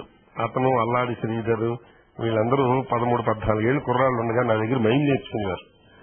ఆ అభిమానం కొద్ది వాళ్ళు నువ్వు చిన్న వేషం ఉందంటే గాయం అనే సినిమాలో రామ్ గోపాల్ వర్మ గారి దగ్గర తీసుకెళ్లి మా గురువు గారిని ఇలా మైండ్ చేస్తారండి అని చెప్పి ఆ వేషం వేయించాను. ఆయన రామ్ గోపాల్ వర్మ గారు అంటే ఆయన మనిషిని చూడగానే వేషానికి బాగుంటాడు, ఈ లుక్ ఎలా ఉంది ఏంటి అని చెప్పి 5 నిమిషాలు మాట్లాడడానికి చేయించేస్తారు. ఆ పిక్చర్ లో ఆ వేషం వేయించిన తర్వాత అనగనగా ఒక రోజులో నాకు వేషాన్ని పిలిచారు. నాకు బాగా ఆనందపడిపోయాను ఆ వేషాన్ని పిలిచేటప్పటికి. చూసి ఆయనలో ఉన్న గొప్పతనం ఏంటంటే అండి, నేను అనేక దర్శకుల దగ్గర పనిచేస్తాను, ఆయన చిన్న వేషం అయినా చిన్న ఆర్టిస్ట్ అయినా ఆ సీన్ మొత్తం అంతా చెప్పి ఆ సీన్ మీరు ఎలా చేస్తారు అని ఒక చాయిస్ ఇస్తాడు ఆర్టిస్ట్ కి. జనరల్ గా ఏంటంటే డైరెక్టర్ కన్సీవ్ చేసిన విధానంలో ఆ ఫ్రేమ్ వర్క్ లోకి ఆర్టిస్ట్ ఒదిగిపోవాలి అని చూస్తారు చాలా మంది డైరెక్టర్లు. కానీ రామ్ గోపాల్ వర్మ గారు సీన్ చెప్పి ఈ సీన్ మీరు ఎలా చేస్తారు అని ఆర్టిస్ట్ కి చాయిస్ ఇచ్చి చేశారు. దాంట్లో ఆయన సీన్ అంతా చదివేశారు. హోటల్ మేనేజర్ నేను, హీరో హీరోయిన్లు పారిపోయి వస్తారు. ఆ కంగారులో వాళ్ళు అక్కడ రూమ్ తీసుకుని ఉంటారు. తర్వాత వాళ్ళ విలన్స్ వస్తారు వాళ్ళ దగ్గరికి. ఇది సీను. సీన్ అంతా చదివారు, వచ్చేసి చదివాడు. రామగోపాల్ ఏమండి ఎలా చేస్తారండి ఈ వేషం అంటే, సార్ ఆయన దగ్గర ఏం మాట్లాడితే ఎలా ఆఫీసులో ఎలా బిహేవ్ చేయాలో తెలుసు, కానీ డైరెక్టర్ల దగ్గర ఎలా బిహేవ్ చేయాలో తెలియదు. మనస్ఫూర్తిగా మాట్లాడడం తప్పితే హిపోక్రిటిక్ గా వాళ్ళని మృదంగం కొడుతూ కాకా పడుతూ చెప్పాలి అన్న జ్ఞానం లేదు. నోటికొచ్చింది మనకు బాగుండేది, మంచి మాట అనుకున్నది మాట్లాడడమే అలవాటు. ఇక్కడికి సార్ మీరు ఏమనుకోకపోతే దాంట్లో రైటరు డౌటే అన్న చిన్న పదం రాశాడండి. ఆ డౌట్ ఒక్కసారి రాసి వదిలేసాడండి, దాంతో కబడ్డీ ఆడుకోవచ్చండి ఆ డౌట్ తోటి అన్నాను. మరి మీరే ప్లేయర్ కదా, కబడ్డీ ఎలా ఆడతారో చెప్పండి అన్నారు. సార్ నేను తెలుగు తక్కువతనంగా ఏదైనా వాగితే క్షమించండి, ఆ ఫ్లోలో ఏం మాట్లాడతానో తెలియదు. మీరు అలాంటి పెట్టుకోకండి, మీరు ఎందుకు అసలు ముందర తీసేయండి, వీఆర్ ఆల్ ఫ్రెండ్స్, మనం ఒక మంచి క్వాలిటీ అవుట్పుట్ ఇవ్వడానికి మనం ఇక్కడికి వచ్చాం. మనం చేయను అది తీసేయండి, మీరు ఏం మాట్లాడండి, మీరు నన్ను తిప్పినా కూడా నేనేమనుకోను, మీరు ఆ ఫ్లోలో చెప్పండి అని. సార్ అయితే నాకు షార్ట్ డివిజన్ అది కాదు, నేను చెప్తానండి అంటే నేను ఏదో హోటల్లో పని చేసుకుంటూ ఉంటానండి, హీరోయిన్లు వస్తారు, వాళ్ళు వచ్చి రూమ్ ఉందా అని అడుగుతారండి. అడిగి నేను తలకాయ ఎత్తి డౌటే అంటారు. అంటే అప్పుడే డౌట్ అనేస్తారా ఫస్ట్ లోనే? వినండి సార్ అని డౌటే అంటాను. తర్వాత డౌటే రూమ్ ఉందో లేదో అని బాగుంది తర్వాత వాళ్ళిద్దరూ మామూలుగా మిస్టర్ అండ్ మిసెస్ అని పేరు రాసుకుందాం. పేరు రాసుకుంటూ ఉంటే సొంత భార్యతో వస్తే ఎవడైనా టక్కుమని నేను మాణిక్యమ్మ వచ్చాం, నేను వరలక్ష్మి వచ్చాం చెప్పేస్తాడు. బట్ ఈ అమ్మాయితో ఎలోపై వచ్చాడు కాబట్టి హీరో గమ్ముని అమ్మాయి ఒరిజినల్ పేరు చెప్పాలా లేదా డూప్లికేట్ పేరు చెప్పాలా ఏమవుతుందో అని చెప్పి చిన్న ఆలోచనలో కొంచెం టైం ఎక్కువ తీసుకుంటాడు. ఆ టైం తీసుకోవడంలో నాకు డౌట్ వస్తుంది సార్, అందుకని చెప్పి మిస్టర్ అండ్ మిసెస్ సమాధానం రాకపోయేసరికి ఏం డౌటా అని అడిగాను. బాగుంది చెప్పండి అన్నారు. తర్వాత హౌ మెనీ డేస్ స్టేయింగ్ ఇది ఏది అడుగుతా. అడిగితే 1 day. అంటే ఒక రోజు డౌట్ లేకుండా సరిపోతుందా? కొత్తగా పెళ్లి వచ్చారనుకున్న పిల్లలు ఆ సెన్స్ లో చెప్తా. ఆయనకి ఇలాగ డౌట్ మీదే పెడుతుందండి. ఇంతలోకి రామిరెడ్డి గారు విలన్ బ్యాచ్ వాళ్ళని చేజ్ చేసుకుంటూ వస్తుంది. వీళ్ళకి నేను రూమ్ ఇస్తాను, పైకి వెళ్ళిపోతారు. వెళ్ళిపోయేటికి వాళ్ళు వచ్చేటప్పటికి నేను అంతలోకి ఏంటంటే టీవీలో క్లిప్పింగ్ పడుతుంది, ఈ అబ్బాయి ఈ అమ్మాయి ఎలోపు అయిపోయించారు, వీళ్ళు వార్త చెప్పిన వాళ్ళకి 10,000 రూపాయలు బహుమతి అని పడుతుంది. అది చూస్తా. అంటే నాకు వీళ్ళకి ముందర తెలిస్తే 10,000 వచ్చేసి అనుకుంటాను. ఇంతలోకి విలన్ బ్యాచ్ వస్తుంది. విలన్ బ్యాచ్ వచ్చి మీరెవరని అడుగుతారు. అడిగితే సిఐడీలో ఉంటారు వాళ్ళు. వాళ్ళకి క్లోజప్ ఇస్తారు అలాగే నలుగురికి విలన్స్ కి. వాళ్ళ మొహాలు చూసుకుని సిఐడీలో డౌటే బాగుందండి అని చెప్పాను. కాలర్ పట్టుకు లేపుతాడు విలన్ నన్ను. కంగారు పడుతూ నేను 202లో ఉన్నారండి అని చెప్తాను. చెప్పినడికి వాళ్ళు వెళ్ళిపోతుంటే సార్ మరి ఆ 10,000 క్యాష్ ఇస్తారా చెక్ ఇస్తారా డౌటే నాకు ఏమిస్తారు అని లాక్ కొడతాడు. పళ్ళు ఊడిపోతాయి కడతాడు. అది ఇలా చెప్పుకుంటూ వెళ్ళాను సార్ నేను అని చెప్పేటికి ఆయన ఒక్క నిమిషం ఆలోచించి అసిస్టెంట్ డైరెక్టర్ వేరే అతను రైటర్ పిలిచి మీరు మీ ముగ్గురు కూర్చుని చెప్పిన విధానంలో ఒక స్క్రీన్ టెల్ రాసి ఇవ్వండి నాకు అని చెప్పేసి అది రివైజ్ చేసి ఆ సీన్ అప్పటికప్పటికి అదంతా తయారు చేసి నా చేత చేయించారు. ఒక షాట్ లో నా కళ్ళలో డౌట్ రాలేదని చెప్పేసి 7 టేక్లో 8 టేక్లో తీశారు. డౌట్ మీ కళ్ళలో డైలాగులు వస్తుంది, కళ్ళల్లో రావటం లేదండి, మిగతా అన్ని బాగా వచ్చాయి కానీ ఇది రావటం లేదండి అని. అది నేను కొంచెం గిల్టీ ఫీల్ అయ్యా. వచ్చేది నేను క్లాప్ కొట్టకు నాకు గిల్టీగా ఉంది అంటే ఏమిటంటున్నారు ఆయన అంటే క్లాప్ కొట్టద్దు అంటున్నారండి. ఇలా కొంచెం గిల్టీగా ఉంది, నెంబర్ ఆఫ్ టేక్స్ తీసుకున్నామని. మీరు ఎందుకండి మిమ్మల్ని నేను ఏదైనా అన్నానా? మీరు ఒక క్యాన్ 400 feet వాడుకోండి, నాకేం పర్లేదు, మీకు ఆ ఫ్రీడమ్ ఇస్తున్నాను కదా, మిమ్మల్ని నేనేయడం లేదు కదా. ఆ నెక్స్ట్ షాట్ ఓకే అయిపోయిందండి. ఆయనలో గొప్పతనం ఏంటంటే అండి, ఈ చిన్న చిన్న వేషాలు 1 సీను 2 సీన్లు వేసిన వాళ్ళని ఈ 100 రోజుల ఫంక్షన్ పిలవరు. ఎందుకంటే స్టేజ్ అంతా వాళ్ళతోటే నిండిపోతుంది, వాళ్ళ రిస్ట్రిక్షన్స్ వాళ్ళకు ఉంటాయి కదా. పోయినా ఎంత గొప్పవాడంటే, ఎంత సహృదయుడంటే, ఆయన నన్ను దేవీ థియేటర్ లో 100 days అయిందండి ఆ ఫంక్షన్. ఆ ఫంక్షన్ కి నన్ను పిలిపించి ప్రొడక్షన్ మేనేజర్ ఫోన్ చేయించి వేదిక మీద నన్ను ఆయన పక్కన కూర్చోబెట్టుకుని నాకు షీల్డ్ ఇచ్చారు. That is the greatness of Ram Gopal Varma. అంత చక్కటి గొప్ప మానవతావాది మనుషులు మనస్తత్వాలు తెలుసుకుని చూడండి, ఎన్నేళ్ళు అయిపోయినా నేను ఎంత పెద్దవాడిని నా ఇన్సిడెంట్ చెప్పుకుంటున్నాను. అది ఆ మనసులో అలా ముద్రపడిపోయేలాగా తన పాత్రల్ని కూడా అలాగా మోల్డ్ చేసిన గొప్ప డైరెక్టర్. సార్ మైమ్ కళాకారుడిగా దాదాపు 1000కి పైగా ప్రదర్శనలు ఇచ్చారు కదండి. అసలు యాక్టింగ్ పాయింట్ ఆఫ్ వ్యూలో తీసుకున్నట్లయితే మైమ్ కి యాక్టింగ్ ఉన్న డిఫరెన్స్, తర్వాత మీ 1000 ప్రదర్శనల గురించి కూడా చెప్తారా? నేను నా ఎంకామ్ అయిన తర్వాత డిప్లొమా చేశానండి విశ్వవిద్యాలయం అనేది. ఏఆర్ కృష్ణ గారు మా గురువు గారు. అప్పుడు నేను స్టూడెంట్ గా ఉన్నప్పుడు రవీంద్ర భారతిలో ఆల్ఫ్రెడ్ సారన్ అని ప్యాంటోమైమ్ కాలేజ్ ప్రిన్సిపాల్ గారు పెర్ఫార్మెన్స్ చేశారు. నా జీవితంలో మొదటిసారి మైమ్ చూడడం అదే 1972-73 ప్రాంతాల్లో. మాట్లాడకుండా కూడా నవ్వించొచ్చా, మాట్లాడకుండా కూడా జనాన్ని తప్పట్లు కొట్టించుకోవచ్చా అని నాకు అప్పుడు డౌట్ వచ్చింది. అయ్యో ఎంత ఎక్స్ట్రాడినరీగా చేస్తున్నారు ఈ ప్రదర్శన. అంతకుముందు ఏదైనా పుస్తకాల్లో చదువుకోవడం తప్పితే నేను ఎప్పుడు ప్రదర్శన చూడాల. ఇప్పుడు ఇమీడియట్ గా నెక్స్ట్ డే నేను లీవ్ పెట్టేసి ఆయన దగ్గరికి వెళ్లి sir yesterday I seeing your programme sir, it is excellent, I want to learn sir అని చెప్తే okay you learn what is there yesterday what you observe you please repeat అన్న. అలా ఊహించలేదు నేను అసలు. ఇమీడియట్ గా ఆయన అంటారండి, ఆయన హోటల్ రూమ్ లో రిడ్జ్ హోటల్లో ఉన్నారు, ఆ రూమ్ కి వెళ్లి అంటే టేబుల్ అది సెట్ చేసి కమాన్ యాక్ట్ అన్న.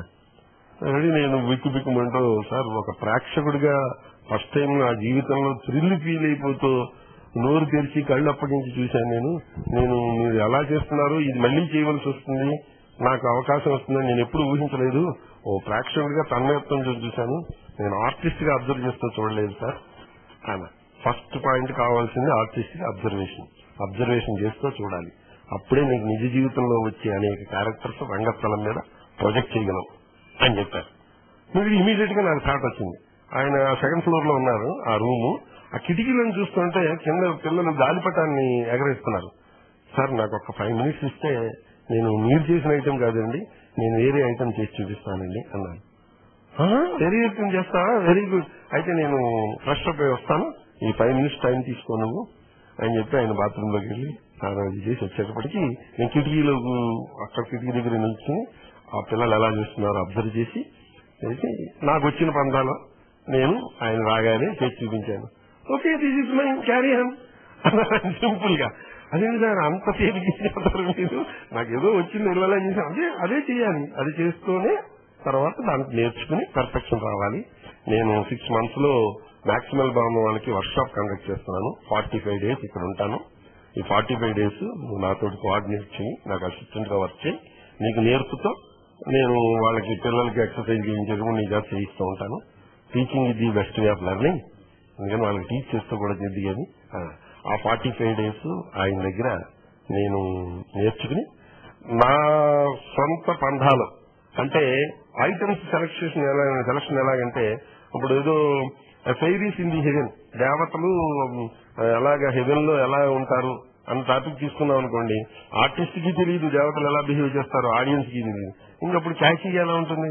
అందుకని అలాంటి సబ్జెక్టులు తీసుకోకూడదు, నిజ జీవితంలో జరిగే సంఘటనలోంచి మనం క్యారెక్టర్ తీసుకోవాలని చెప్పి ఓ traffic constable, lady before mirror, kite flying, dentist, ఇలాంటివి ఒక 10-15 ఐటమ్స్ తయారు చేసుకుని అది రాసుకుని వినాయక చవితి పండితులను దసరా పండితులను, ఎందుకంటే సైంటిస్ట్ కి ల్యాబొరేటరీ అలాగో ఆడియన్స్ కి స్టేజ్ అలాగా, ఆర్టిస్ట్ కి ఆడియన్స్ అలాగా అని చెప్పేసి ఆ రోజుల్లో వినాయక చవితి పండితులు అదే మేకప్ తోటి 9 to 10 ఒక పందిర, 10 to 11 పందిర, 11 to 12 పందిర అలా చేస్తూ ఉండేవాడిని. ఒక ఐటమ్ తీసుకుని అది 2-3 ప్రదర్శనలు ఇచ్చి కూడా వాళ్ళు నవ్వకపోతే, సబ్జెక్ట్ ఎక్కకపోతే అది దాంట్లో చిన్న మార్పులు ఇవి చేసి ఇంకో ప్రదర్శన ఇచ్చాడు. అప్పటికీ అది జనానికి ఎక్కకపోతే అది డ్రాప్ చేసి కొత్త ఐటమ్ తీసుకునేవాడిని. ఫస్ట్ ఆఫ్ ఆల్ నేను ఒక ఐటమ్ డిజైన్ చేసుకున్నప్పుడు ఇంట్లో మా అబ్బాయికి, మా అమ్మాయికి, మా ఆవిడికి చూపించేవాడిని. చూపిస్తే ఏదో డప్పు కొడుతున్నాను అనుకోండి, మీరు పళ్ళెం మీద చెంచా పుచ్చి కొడుతున్నట్టుంది నాన్నగారండి మా అమ్మాయి. అదో డప్పు కొట్టే అది సెన్స్ రావటం లేదనమాట, అంటే డప్పు ఎలా పట్టుకుంటారు అని డప్పు కొట్టేవాడిని చూసి వాడి దగ్గర గ్రిప్ నేర్చుకుని ఆ కర్ర పుచ్చుకుని ఎలా కొడతాడు అవి నేర్చుకుని అప్పుడు డప్పు కొట్టడం చేస్తాం. అలా ప్రతిదీ అలా చేస్తూ ప్రదర్శనలు అవి వేణుమాధవ్ గారు, నేరల వేణుమాధవ్ గారు మిమిక్రీ, ఆయన నన్ను కూడా తీసుకెళ్లేవారు. డాక్టర్ చంద్రశేఖర్ గారు, డాక్టర్ చంద్రశేఖర్ గారు, మన ఈవిడ జానకి గారు మామగారు, ఆయన ఇండియాలో ఆయన ఒక్కరే ఆర్టిస్ట్ మేకప్. 5 నిమిషాల్లో ఇందిరాగాంధీ గాను, 5 నిమిషాల్లో రవీంద్రనాథ్ ఠాగూర్ గాను స్టేజ్ మీద మేకప్ చేసుకుని మార్పులు చేసుకుంటూ వాయిస్ మారుస్తూ మిమిక్రీ చేసేవారు. ఆయన అంత గొప్పవాడు. ఆయన తీసుకెళ్లేవారు. తర్వాత డివి పట్టాభిరామ్, అతను మ్యాజిక్ షోలు వెనకాల నన్ను మైమికి తీసుకెళ్తూ ఉండేవాడు. ఇలా వీళ్ళందరూ నన్ను ఎంకరేజ్ చేస్తూ ఉండేవారు. ఎంకరేజ్ చేస్తూ ఉండగా నాకు అనిపించింది అనమాట, మనం దీన్ని స్పెషలైజ్ చేస్తే చాలా బాగుంటుంది అని చెప్పేసి కొన్ని పుస్తకాలు అమెరికా నుంచి తెప్పించి ఆ పుస్తకాలు చదివి తర్వాత teaching is the best way of learning అని చెప్పారు మా గురువు గారు. దాంతో కొన్ని ఫిల్మ్ ఇన్స్టిట్యూట్ లో నేను వెళ్లి నేను ఇలాగ అప్కమింగ్ ఆర్టిస్ట్ ని, నేను ఐ వాంట్ టు టీచ్. చాట్ల శ్రీరామ్ గారని థియేటర్ లో ఆయన చాలా గొప్పవాడు. ఆయన నన్ను మధు ఫిల్మ్ ఇన్స్టిట్యూట్ అని మధుసూదన్ రావు దగ్గర తీసుకెళ్లి, ఇతను చాలా టాలెంటెడ్ బాయ్ అండి, ఇంట్రెస్టెడ్ బాయ్ ముందర అని చెప్పి ఆ ఇన్స్టిట్యూట్ లో నాకు ఉద్యోగం ఇప్పించారు. పార్ట్ టైం చేశాను. తర్వాత నిజాం కాలేజీలో post graduation diploma in theatre arts ఉంది. దాంట్లో మొదలు నాగభూషణ్ శర్మ గారు అని చెప్పి హెడ్ ఆఫ్ ది డిపార్ట్మెంట్, ఆయన దగ్గర తీసుకెళ్లి శ్రీరాములు గారు అక్కడ ఉద్యోగం ఇప్పించారు. ఈ ఉద్యోగం ఇస్తూ ముందర స్టూడెంట్స్ కి లెక్చర్స్ చెప్తూ స్టూడెంట్స్ కి చెప్పాలంటే మనం చదువుకోవాలి కదా, వాళ్ళకి వచ్చే డౌట్లన్నీ క్లారిఫై చేయాలి కదా. అందుకని చెప్పేసి నేను పుస్తకాలు చదివి నేను ఇంట్లో ప్రాక్టికల్స్ చేసి వాళ్ళకి చెప్తూ ఉండేవాడిని. వేణుమాధవ్ గారు ఆంధ్రప్రదేశ్ గవర్నమెంట్ కూడా నన్ను సన్మానం చేసింది. వేణుమాధవ్ గారు మంచి కాయినింగ్ ఇచ్చారు నాకు. The first Telugu man in the world who has started this mime and completed thousands of performances అని చెప్పారు. ఏమి సార్ ఇంకా ఎవరైనా ఉన్నారో మనకు తెలియదు కదా. నేను తెలుసుంటే వేరేగా ఉంటారు, వాళ్లే పైకి వస్తారు, వాళ్లే చెప్తారు సార్ వీడు కాదు నేనండి అని. నువ్వు ఇన్నేళ్ల నుంచి చేస్తున్నావు, you are the first Telugu man in the world అని ఆయన కాయినింగ్ చేశారు. ఆ మైన్ ఫిల్మ్ ఇన్స్టిట్యూట్ లో చెప్పడానికి కారణం ఏంటంటే ఏ విధమైన వస్తువులు లేకుండా ఏ విధమైన మాటలు లేకుండా ఒక భావాన్ని కేవలం ఆంగికాభినయంగా ప్రదర్శించడం కలిగే శక్తి సంపాదిస్తే ఫిలింలో గానీ నాటకాల్లో గానీ మనకి ఇవన్నీ కాస్ట్యూమ్ సపోర్ట్ ఉంటుంది, మ్యూజిక్ సపోర్ట్ ఉంటుంది, డైలాగ్ సపోర్ట్ ఉంటుంది, సెట్ సపోర్ట్ ఉంటుంది, పక్కన కో ఆర్టిస్ట్ సపోర్ట్ ఉంటాడు. ఇంతమంది ఆర్టిస్టుల సపోర్ట్ తోటి అవలీలుగా చేసేయచ్చు ఆ ప్రదర్శన, అవలీలుగా ఆ సన్నివేశాన్ని రక్తి కట్టించవచ్చు. ఇవన్నీ ఏమీ లేకుండానే మోకాభినయంలో రక్తి కట్టించగలగని నేర్చుకుంటే ఇవన్నీ ఉన్నప్పుడు రెడీజీ కదా. అట్లా మోకాభినయం ప్రతి ఆర్టిస్ట్ కి చాలా హెల్ప్ చేస్తుంది. మనకు తెలియకుండా నిజ జీవితంలో చాలా సార్లు మోకాభినయం చేస్తూ ఉంటాం. లేనిపోయిన గొడవ పెళ్ళం ఏదైనా అందనుకోండి మౌనంగా ఉంటాడు. ఎందుకు లేనిపోయిన గొడవ ఎందుకని మోకాభినయం చేస్తూ ఉంటాడు. పాపం ట్రాఫిక్ కానిస్టేబుల్ రోజు మోకాభినయం వాళ్ళు వీళ్ళతో డుర్రు డుర్రు అంటూ ఉంటారు. నిజ జీవితంలో మోకాభినయం చేసేవాళ్ళు చాలా మంది ఉంటారు. ఐటమ్ లాంటిది చేస్తారు సార్. అంటే ఐటమ్ కంటే దానికి ఒక మేకప్, ఒక లైటింగ్, ఒక డెమాన్స్ట్రేషన్. అంటే ఈ వేలు తీసుకున్నాం, ఈ వేలు ఎక్స్ప్రెషన్స్ మార్చడంతో ఈ వేలు పొజిషన్ మార్చడంతో ఒక అభిప్రాయం ఎలా మారుతుందో గమనించాను. అవురా అన్నట్టుగా ఎంత ఆశ్చర్యం అనిపిస్తుంది. ఈ వేలు ఇక్కడ పెట్టుకుని ఎక్స్ప్రెషన్ ఇచ్చా, అదే నోరు మూసి కూర్చో అన్న ఎక్స్ప్రెషన్. అదే వేల్ని ఇక్కడ పెట్టుకుంటుంటే ఏమిటో వీడు ఆలోచిస్తున్నాడు, వీడికి ఏమీ తెలుస్తలేదా అని. ఇదే వేల్ని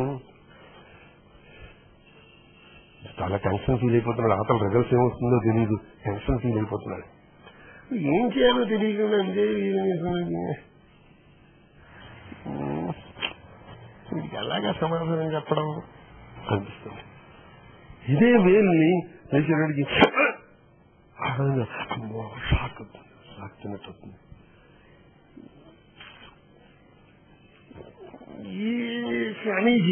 అనీజీగా మనం గోక్కుంటూ ఉంటాం ఏ వేలుతో. ఒక్క వేలుతోటి ఇన్ని ఎక్స్ప్రెషన్ మిక్స్ చేస్తూ మనం చేయగలిగినప్పుడు భగవంతుడు మనకి ఇన్ని అవయవాలు ఇచ్చాడే, ఈ అవయవాలన్నిటితోటి ఎక్స్ప్రెషన్ మిక్స్ చేసి ఆటోమేటిక్ ఫీల్ అయితే ఎక్స్ప్రెషన్ అదే వస్తుంది. చాలా మంది ఎక్స్ప్రెషన్ పెట్టండి అంటారు, పెట్టడానికి ఇదే స్వీటా, ఎక్స్ప్రెషన్ పెట్టట్లా.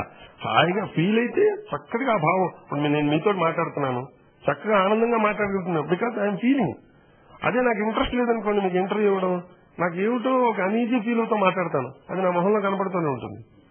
ఆనందంగా మాట్లాడేటప్పుడు ఆనందం ఫీల్ అయితే ఆనందం కనపడుతుంది, అంతే. వెరీ సింపుల్ అది. సార్ అసలు నటుడు కావడానికి పునాది ఏంటి అసలు మీకు? తర్వాత మీ మొదటి గురువు ఎవరు? సినిమాల్లోకి ప్రవేశం, అదే ఈ కళారంగం వైపు మీరు ఎట్లా ఆకర్షితులయ్యారు? నా తొలి గురువు మా మదర్ అండి. మా మదర్ నాకు చిన్నప్పుడు, ఆవిడ కూడా మంచి ఆర్టిస్టే. మా ఇంట్లో కరెంట్ లేని రోజుల్లో అరికెళ్ళు అంత పెట్టుకుని షాడో ప్లేలు వేసేది గోడ మీద, వేసి మా చెల్లాయికి నాకు కథలు చెప్తూ ఉండేది. తర్వాత ఎవరైనా చుట్టాలు వచ్చినప్పుడు వాళ్ళు కాలు కడుక్కోండి భోంచేద్దరి అని చెప్పి వంట అయ్యే లోపల నన్ను వాళ్ళ మీద కుదిరేది. ఒరే నీకు వచ్చిన పద్యం చెప్పు మావయ్య గారికి, ఏకలుడు ఏకపాత్రాన్ని చెప్పు అని చెప్తూ ఉండి నేను రెచ్చిపోయి వాళ్ళ ముందు యాక్ట్ చేస్తూ ఉండేది. ఆ విధంగా నాకు స్టేజ్ ఫీర్ అన్నది ఏమిటో లేకుండా చేసింది మా మదర్. తొలి గురువు మా మదర్. ఆ తర్వాత ఏం జరిగిందంటే అండి, తర్వాత ఎప్రిషియేషన్. చిన్న పసిపాపకు కూడా మనం నవ్వుతూ చిటికేసాం అనుకోండి ఇలాగా, దానికి ఆ ఎప్రిషియేషన్ అన్నది దానికి ఒక విధంగా ఆనందం అనిపిస్తూ ఉంటుంది. ఆ ఎప్రిషియేషన్ ఊళ్ళో నాటకాలు అవి వేస్తుంటే చిన్న చిన్న ప్రైజులు రావడం స్కూల్లోను, తర్వాత ఊరంతా ఎవరే నేను నాటకం వేసాడు రా మన కరణం గారు అబ్బాయి అని వాళ్ళు చెప్పుకోవడం, ఇవన్నీ చేసేటప్పటికి నాకు నటుడు అవ్వాలని చెప్పేసి ఒక తాపత్రయం నాలో ఒక మంచి విత్తనం మొలక వేశారు ఆవిడ. తర్వాత ఇంకోటి కూడా చెప్తూ ఉండేవారు ఆవిడ, నువ్వు పెద్ద అయిన తర్వాత నీ ఇష్టం వచ్చి వృత్తి చేయకొచ్చి నాన్న, ఆ వృత్తిలో నువ్వు నిష్ణాతుడు అవ్వాలంటే ఫస్ట్ సంబంధమైన పుస్తకాలు చదివి అర్థం చేసుకోవాలి. అవి చదివి అర్థం చేసుకోవాలంటే ఇప్పుడు చదువుకోవాలి. నువ్వు ఇప్పుడు చదువుకుని పెద్దాడైన తర్వాత నీ ఇష్టం వచ్చి నువ్వు వృత్తి టేకప్ చేసుకోవాలి అని చెప్పి అలా చిన్న చిన్న ఆడది, రిక్షావాడు, పల్లె పొడుచు ఇలాంటి వాటిలో 10 ఏళ్ళు 12 ఏళ్ల కుర్రాడికి మాస్టర్ రోల్స్ ఇస్తూ ఉండేది. అట్లా కాలేజీలోకి వచ్చిన తర్వాత కల్చరల్ సెక్రటరీ చేశాను. అక్కడేమో శ్రీపాద పట్టాభి గారు అని చెప్పి గరికపాటి రాజారావు గారి శిష్యుడు, ఆయన మా గురువు, నాటకాల గురువు. ఆయన కాలేజీలో మా నాటకాలన్నీ డైరెక్ట్ చేస్తుండేవారు. నేను హైదరాబాద్ రావడానికి కారణం కూడా ఇక్కడ అద్భుతమైన నాటక రంగంలో నిష్ణాతులు ఉండేవారు. చాట్ల శ్రీరాములు గారు, జేఎన్ నరసింహ గారు, డిఎస్ఎన్ మూర్తి, వీళ్ళందరి దగ్గర కూడా నాటక రంగంలో అప్పుడు టీవీ సినిమా ఇక్కడ లేకపోవడం కూడా మా అదృష్టమే. ఎందుకంటే నాటక రంగం మీదే కాన్సన్ట్రేట్ చేసి నేర్చుకునేదేదో ఇవన్నీ ఇక్కడికి వచ్చేటప్పటికి మేము రెడీ అయిపోయాం అనమాట, మాకు తెలియకుండానే. తర్వాత 10-15 ఏళ్ల నుంచి పల్లావజ్జుల సుందరం అని చెప్పేసి చాలా గొప్ప డైరెక్టర్, అతని దగ్గర నేను నాటకాలు వేస్తున్నాను. మాకు శంకరమంచి పార్థసారథి గారు రైటర్, ఆయన ప్రతి ఏడాది ఓ నాటికి రాసి పెడుతూ ఉంటారు మాకు. ఆ నాటికి ఆంధ్రప్రదేశ్ అంతా 50-60 ప్రదర్శనలు ఇస్తూ ఉంటాం. ఇలా నాటకాలు వేస్తున్న తరుణంలో ఒక నాటకాన్ని జంజాల గారు విజయవాడలో మమ్మల్ని చూశారు. చూసి ఈ కుర్రాడిలో ఏదో టాలెంట్ ఉంది, ఆయన గొప్ప డైరెక్టర్, గొప్ప రైటర్ చేసి నాకు ఆహనా పెళ్లింట్లో ఒక చిన్న వేషం ఇచ్చారు. ఆ విధంగా రామానాయుడు గారికి, సురేష్ బాబుకి పరిచయం అయింది. ఆ తర్వాత నుంచి ఇంక వెనక్కి చూసుకోకుండా ఇంచుమించుగా 400 సినిమాలు వరకు యాక్ట్ చేశాను. టీవీలో ఒక 1000 ఎపిసోడ్స్ వరకు చేశాను. మైమ్ ప్రదర్శనలు ఇచ్చాను. రేడియో ప్లేలు కూడా చాలా చేశాను. తర్వాత నేను ఒక చిన్న రచయితను కూడా 10-15 కథలు రాశాను, రేడియో ప్లేలు రాశాను. నా కథకి ఒక అవార్డు కూడా వచ్చింది, కన్సలేషన్ బాగుంది. కానా వాళ్ళు కథల పోటీలు పెడితే దాంట్లో చిన్న కన్సలేషన్ ప్రైజ్ వచ్చింది నాకు. నటుడిగా మీరు మరిచిపోలేని అనుభవించినటువంటి పాత్ర ఏదన్నట్టు చెప్తారా? అంటే తల్లిని మీ బిడ్డల్లో మీకు ఏ బిడ్డ ఇష్టం అని అడిగితే అందరి బిడ్డలు ఒకటే అని చెప్తుంది. అట్లాగే నటుడికి కూడా కొన్ని కాల్చుకు తినే పాత్రలు ఉంటాయి, కొన్ని ఏమో మంచి పేరు తెచ్చి పాత్రలు ఉంటూ ఉంటాయి, కొన్ని బాగా డబ్బు తెచ్చి పాత్రలు ఉంటూ ఉంటాయి. ఏ విధంగా అయినా ఏ పాత్ర అయినా సరే దాన్ని అనుభవించి తద్వారా ఆనందాన్ని కనుక పొందగలిగితే ఏ పాత్ర అయినా సరే అది ఎప్పుడు ఆనందాన్ని ఇస్తూ ఉంటుంది. నేను చేసే ప్రతి పాత్రలోనూ ఆనందం అనుభవిస్తున్నాను. ఎందుకంటే వాడు ఏమి ఇస్తాడు, ఈ షూటింగ్ అయిపోయిన తర్వాత దీనికి ఏ డబ్బు ఇస్తాడు అని చెప్పేసి ఆలోచించామనుకోండి, ఆలోచన మీద ఉంటుంది బుర్ర, ఈ పాత్ర మీద ఉండదు. అందుకని నేను అది ఎప్పుడు పట్టించుకోను. ఈ పాత్రని ఎంతవరకు బాగా చేయొచ్చు, మనకున్న నాలెడ్జ్ తోటి దర్శకుడు పర్మిషన్ తీసుకుని ఎంతవరకు బాగా చేయొచ్చు అని ఆలోచించాను. కాబట్టి నాకు చాలా ప్రతి పాత్ర ఆనందమే. కొన్ని సినిమాల్లో పాత్రలు, కొన్ని నాటక రంగంలో అంటే ప్రైజ్ తెచ్చిపెట్టేటప్పటికి మరీ ఆనందం వస్తాయి. ఎందుకంటే దానికి అల్టిమేట్ గోల్ అది అనుకుంటాడు ఆర్టిస్ట్, ఒక రికగ్నైజేషన్ ఆర్ ప్రైజ్ అనుకుంటారు. కాబట్టి నాకు సినిమాల్లో చాలా మంచి పేరు తెచ్చిన ప్రాణదాత అనే సినిమా, నాగేశ్వరరావు హీరో, దాంట్లో బ్రహ్మానందం మావగారు వేశాను, చాలా మంచి పేరు తెచ్చిపెట్టింది. తర్వాత ఆంటీ అనే సినిమా, దాంట్లో బ్రహ్మానందం ఫాదర్ వేషం, అది చాలా మంచి పేరు తెచ్చిపెట్టింది. అలా చాలా, హలో బ్రదర్ లో ఒక మార్వాడి వేషం వేశాను, నాగార్జున గారు రమ్యకృష్ణ గారు కాంబినేషన్, అది కూడా చాలా మంచి. నేను వేసినవన్నీ చిన్న వేషాలైనా మంచి పేరు తెచ్చిపెట్టాయి. నాటక రంగంలో కూడా నాకు ప్రసన్నక ప్రేమతోనో నాటకం, దాంట్లో నాకు ఉత్తమ నటుడు, ఉత్తమ సహాయ నటుడు, దొంగల బండి అని చెప్పేసి ఒక నాటకం. ఆ నాటకాన్ని పరిచూరు వెంకటేశ్వరరావు గారు పరిషత్తులో చూసి అదే నాటకంలోని మా రైటర్ పర్మిషన్ తీసుకుని అదే ట్రాక్ ని తీసుకుని ప్రాణదాత సినిమాలో పెట్టారు. బ్రహ్మాండం నా అల్లుడిగా మామగారు గారిని వేశాను. ఆ పాత్రకి చాలా మంచి ప్రైజులు వచ్చాయి నాకు. తర్వాత ఇంకా ఈ ప్రైజ్ అంటే అల్టిమేట్ ఆర్టిస్ట్ కి ప్రైజు, తప్పట్లు, రికగ్నైజేషన్, కొంచెం కమర్షియల్ ఆర్టిస్ట్ అయితే కొంచెం రెమ్యూనరేషన్, ఇవన్నీ కూడా ఆనందం ఇస్తాయి. నేను వేసిన పాత్రలన్నీ ఇవి నాకు తెచ్చిపెట్టాయి. కాబట్టి ప్రతి పాత్ర నాకు ఆనందం. అదేవిధంగా మీ ఫ్యామిలీ గురించి, తర్వాత మీ ఫ్యామిలీ సహకారం మీకు ఎలా ఉంది అసలు ఆర్టిస్ట్ గా చేయడానికి? అసలు ఫ్యామిలీ సహకారం లేకపోతే ఏ ఆర్టిస్టు ఎప్పుడు ఏమీ చేయలేదు. మొన్న ఈ మధ్య నేను కళ్ళు చిదంబరం ఒక సన్మాన సభ పెట్టాడు. తనకి ఇండస్ట్రీ రావడానికి సహాయం చేసిన 5 వ్యక్తులకి సన్మానం చేశాడు. ఆ 5వ వ్యక్తి ఎవరో తెలుసా? అతని భార్య సన్మానం. నేను చాలా ఆనందపడితే, మా ఆవిడ నాకు విపరీతం సపోర్ట్. ఎందుకంటే నేను ఇంటి విషయాలు ఏం పట్టించుకునేవాడిని కాదు. పిల్లల్ని పెంచడం, పెద్ద చేయడం, వాళ్ళ చదువులు, వాళ్ళ ఫీజులు కట్టడం అన్ని ఆవిడే చూసుకునేది. కాబట్టి నేను హ్యాపీగా ఏ రోజు సాయంత్రం 5 తర్వాత ఆఫీస్ అయిపోయిన తర్వాత ఇంట్లో లేను. ప్రతిరోజు రిహార్సల్స్ అయినాయి. దానికి తోడు నేను ప్లేయర్ని కూడా, బ్యాడ్మింటన్ బాగా ఆడేవాడిని, క్లబ్కి వెళ్ళి బ్యాడ్మింటన్ ఆడేవాడిని, రిహార్సల్ చేయడం. అందుకని ఇంట్లో ఎప్పుడు ఉండేవాడిని కాదు. మా ఆవిడ నాకు అద్భుతమైన support. I'm very very thankful to that. నేను అది కూడా మా మదర్ సెలక్షన్. మా ఆవిడ కూడా అదే నువ్వు ఆర్టిస్ట్ అవ్వాలనుకుంటే నీకు సపోర్ట్ చేసే భార్య కావాలరా అని. అదృష్టం కొద్దీ మా అక్కయ్య కూతురే దానికి నేను ఆఖరి మేనమావని. వాళ్ళు చాలా మంచి సపోర్ట్. నా పిల్లలు కూడా మంచి సపోర్ట్. నాకు ఒక అమ్మాయి ఒక అబ్బాయి. మా అమ్మాయి హౌస్ వైఫ్, మ్యారేజ్ అయిపోయింది. మా అబ్బాయి మొన్నటి వరకు హెచ్ఎస్బీసీలో అసిస్టెంట్ మేనేజర్ గా ఉండేవాడు. ఇప్పుడు స్విచ్ బ్యాంక్ లో మేనేజర్ గా సెలెక్ట్ అయ్యి వెళ్ళాడు. మా కోడలేమో ఎంఎస్సీ బయోటెక్నాలజీ, ఆ అమ్మాయి లెక్చరర్. మా అల్లుడు ఎంకామ్ రాసేవాడు, అతను అకౌంట్స్ ఆఫీసర్ చేస్తున్నాడు. చాలా comfortable, happiest. I'm very very very thankful to the God. ఎందుకంటే నేను ఏవైతే ఆశించి కృషి చేశానో, దేనికైతే తపన పడ్డానో అవన్నీ నాకు రిటైర్మెంట్ టైంకి వచ్చేందుకు అవన్నీ ఇచ్చేసి నీకు కావాల్సినవన్నీ ఇచ్చాను రా, బీ హ్యాపీ అన్నాడు దేవుడు. అంతకంటే ఇంకేం కావాలి? ఇంకా ఇంకా ఇంకా కావాలనుకుంటే అత్యాశ అవుతుంది అనిపిస్తూ ఉంటుంది. అలా అని చెప్పి కృషి చేస్తూనే ఉంటాను. ప్రతిరోజు ఏదో పెర్ఫార్మెన్స్ ఇస్తూనే ఉంటాను. Thank you very much sir. మీ విలువైన సమయాన్ని కేటాయించి మీ అమూల్యమైనటువంటి అనుభవాల్ని, అభిప్రాయాల్ని మా రేడియోఖుషి.com శ్రోతలందరితో కూడా పంచుకున్నందుకు, అదేవిధంగా భవిష్యత్తులో కూడా మీరు ఇంకా మంచి మంచి పాత్రలు చేయాలి, ఇంకా మంచి పేరు తెచ్చుకోవాలని చెప్పేసి మా రేడియోఖుషి.com శ్రోతలందరి తరఫున, మా టీం అందరి తరఫున కూడా మీకు బెస్ట్ విషెస్ అండి. Thank you very much.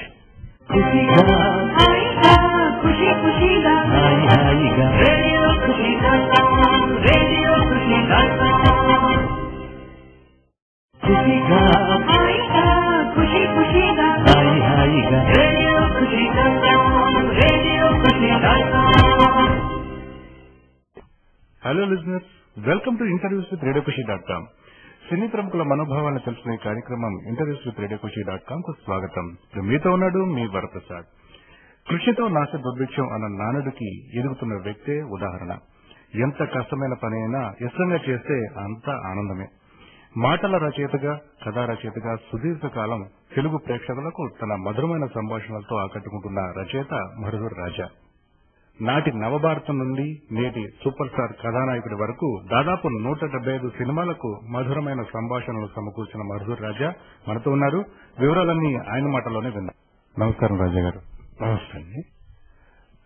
ఇటీవలే రిలీజ్ అయినటువంటి కథానాయకుడు సినిమాకి మీరు కంప్లీట్ గా డైలాగ్స్ రాసి ఇవ్వడం జరిగింది కదండి. చాలా అద్భుతమైనటువంటి విజయంతో ప్రదర్శింపబడుతున్న సినిమా సూపర్ స్టార్ రజనీకాంత్ గారిది.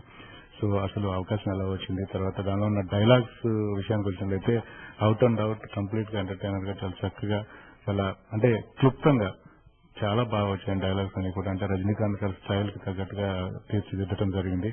సో దీని వెనుక మీ హార్డ్ వర్క్ ఖచ్చితంగా కనబడుతుంది దానిలో. సో దాని గురించి చెప్తారు సార్. ఈ ఫిల్మ్ ఫస్ట్ వాసు గారు నాకు మొదటి నుండి పరిచయం అండి.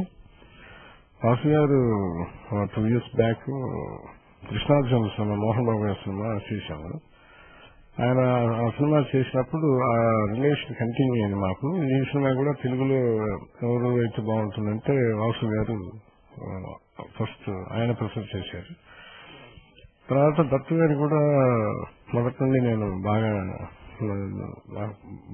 కావాల్సిన వ్యక్తి ఆయన కూడా ఇమ్మీడియట్ గా వాసు గారు మాట యాక్సెప్ట్ చేశాడు. ఒక టోటల్ ఈ సినిమా రాయటం, నేను నిజంగా ఫస్ట్ సినిమా రాసినప్పుడు ఎంత ఆనందపడ్డానో, కథానాయకుడు సినిమాకి రైటర్ నేను ఉన్నప్పుడు మళ్ళీ చాలా అంత ఆనందం వేస్తాను అన్నమాట.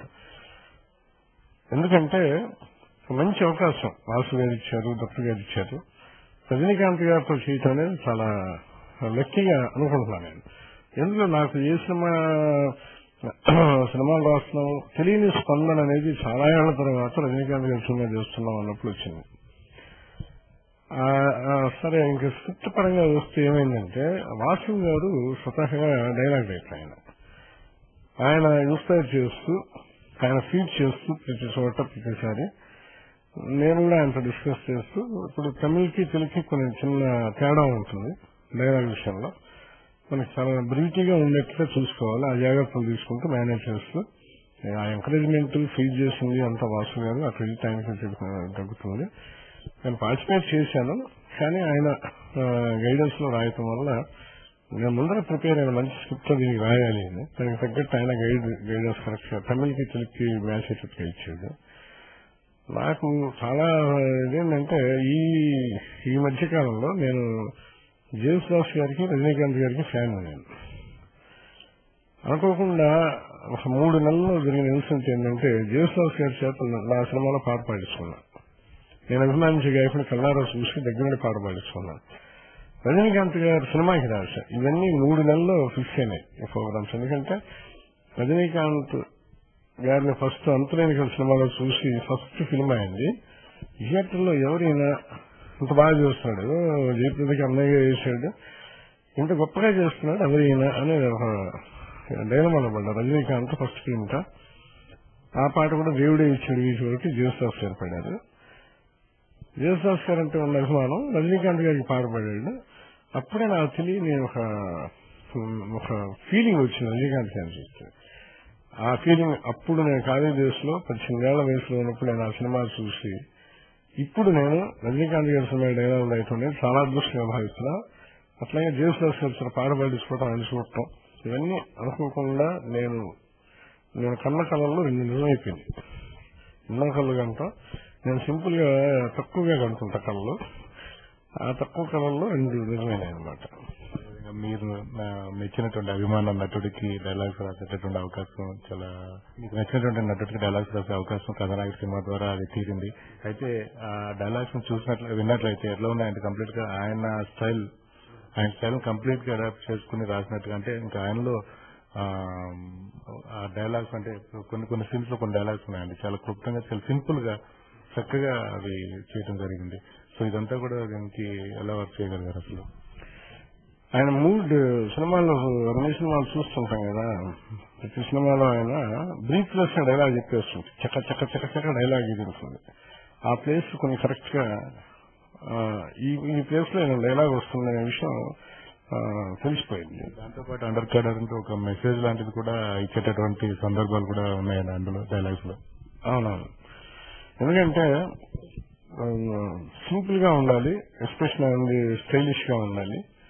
ఒక్కొక్క చోట ఒక పారాగ్రాఫ్ డైలాగ్ ఉంటుంది, ఆయన స్టైల్ కి తగ్గట్టుగా బ్రీత్లెస్ సాంగ్ లాగా అనమాట. శంకర్ మహాదేవన్ సాంగ్ అట్లా బ్రీత్లెస్ డైలాగ్ చెప్తే ఆడియన్స్ అట్లా రియాక్ట్ అవుతారనేది ఆయన సినిమాల్లో నేను చూశాను. నేను అవన్నీ ఒకసారి అనలైజ్ చేసుకుని ఇలాంటి డైలాగ్స్ అయితే రజనీకాంత్ గారికి చాలా బాగుంటాయి అని ఆ స్పీడ్ అది దానికి తగ్గట్టుగా నేను చెప్పాను కదా. వాసు గారు ఇస్తున్న గైడెన్స్ నాకు బాగా హెల్ప్ అయింది. చెప్పాల్సిన ఒక సన్నివేశం ఉందంటే 1-2 ఒక లైన్ లో డైలాగ్ చెప్పేయాలి కొన్ని సీన్స్ వరకు. కొన్ని సీన్స్ వచ్చినప్పుడు ఖచ్చితంగా ఒక పారాగ్రాఫ్, ఒక పేజీ డైలాగ్ కూడా రాయాల్సిన పరిస్థితి వస్తుంటుంది. రజనీకాంత్ గారికి ఎలా రాసినా అద్భుతంగా ఉంటుంది, ఎందుకంటే మనం రాయక్కర్లా, ఆయన చెప్తున్నప్పుడు మనమే రాసేవాళ్ళు, అంత బాగుంటుంది, అంత స్టైలిష్ గా ఉంటుంది.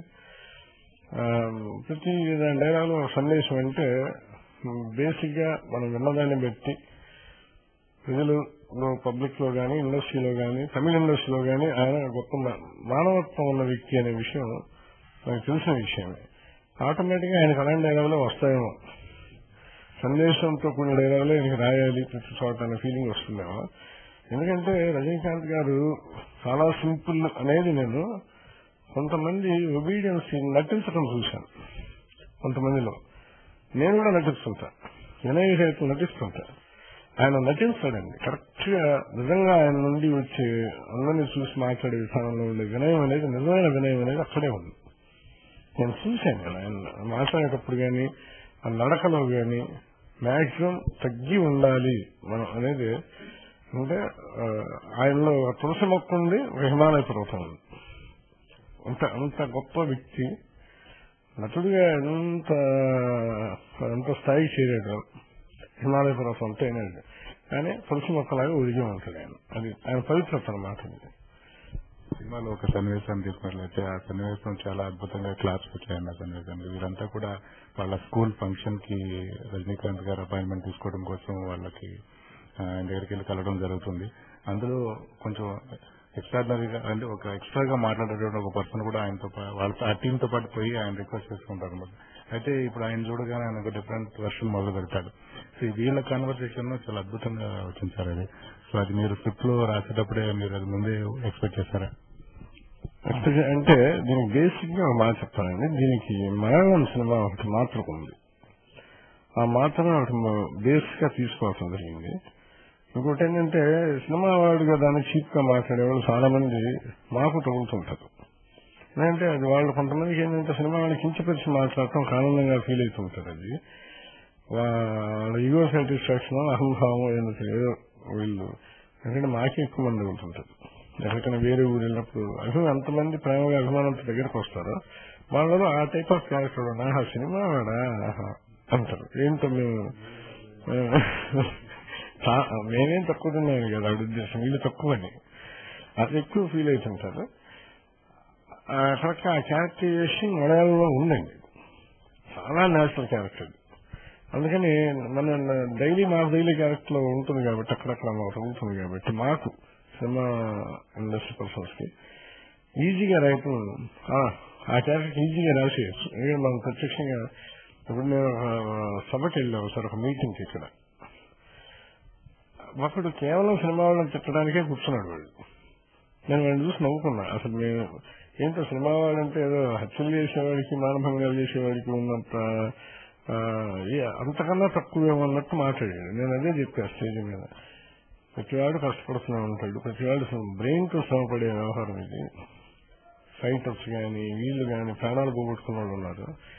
ఇది ఒక ఆర్ట్, దీన్ని ఎప్పుడు తక్కువగా చేసి ఆలోచించండి మీరు చెప్పేవాడు. అదే టైప్ క్యారెక్టర్ మనకి సినిమాలో దొరికింది.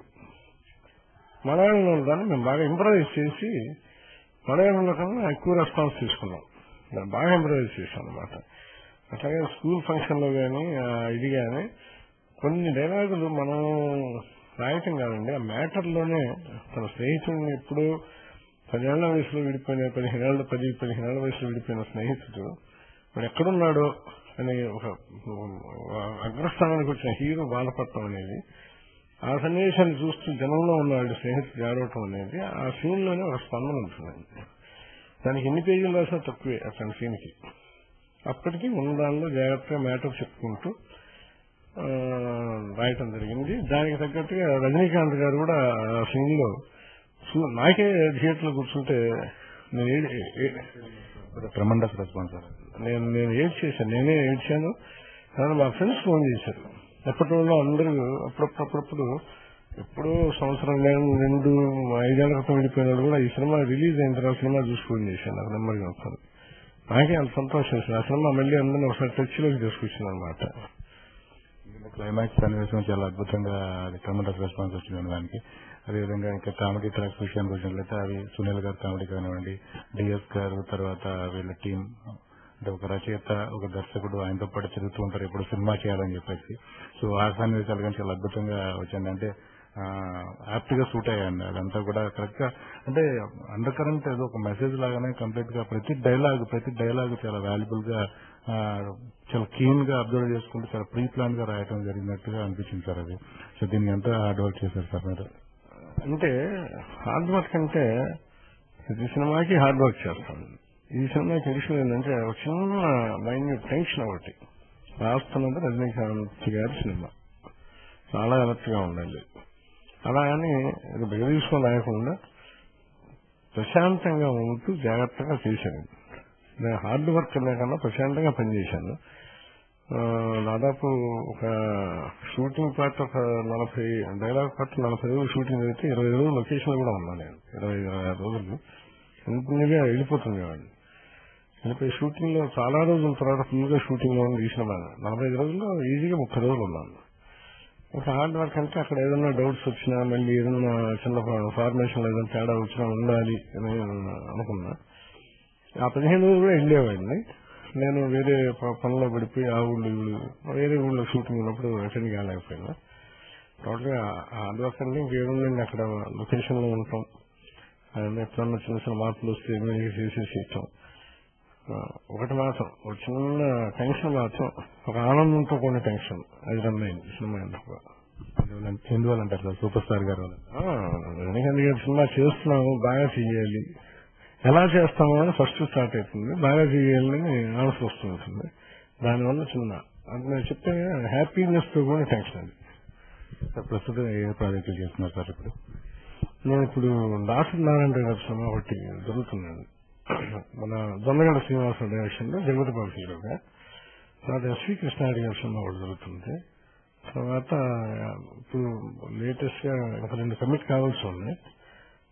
అంటే ముందు ఈ వర్క్ అయిన తర్వాత నా ప్లానింగ్ కరెక్ట్ గా అంతా ఇద్దరు కొత్త వ్యక్తులు, అందుకని వాళ్ళకి మంచి జరగాలని మంచి ఫిట్ వస్తున్నాయి అన్నమాట. రచయితగా మీకు స్ఫూర్తి ఏంటండి అసలు? రచయితగా అంటే స్ఫూర్తి అంటే నాకు తెలియకుండా మా అన్నయ్య గారండి హర్నారావు గారు, రమేష్ హర్నారావు గారు, ఆయన సుప్రసిద్ధ నాటక రచయిత, సినిమా రచయిత. ఆయన రాస్తుంటే ఆయన్ని చూసి నేను ఏకల శీర్షికంగా చేసేవాడిని. ఆయన చూసి మనం రాయాలి, మనం సంథింగ్ క్రియేట్ చేయాలి, ఏ వైపు రావాలి అంటే నేను నాటకాలు రాయటం మొదలుపెట్టా. ఆయన నుండే స్ఫూర్తి, నాకు హర్నారావు గారి నుండే స్ఫూర్తి. అసలు సినిమా రంగం వైపు మీరు ఆసక్తి కనపరచడానికి ఏదైనా పర్టికులర్ పాయింట్ లాంటిది ఏమైనా ఉందంటారా? అసలు సినీ రంగం వైపు ఎట్లా ఆకర్షితులయ్యారు? అసలు ఒక మాట చెప్పాలంటే స్ట్రైట్ గా చెప్పమంటారా, గచ్చించకుండా ఇండస్ట్రీకి వచ్చా, బతకడానికి దారి కోసం వచ్చా. ఎందుకంటే చిన్నప్పటి నుండి సినిమాలన్నీ చూసేవాళ్ళం, పాటలు పాడేవాళ్ళం.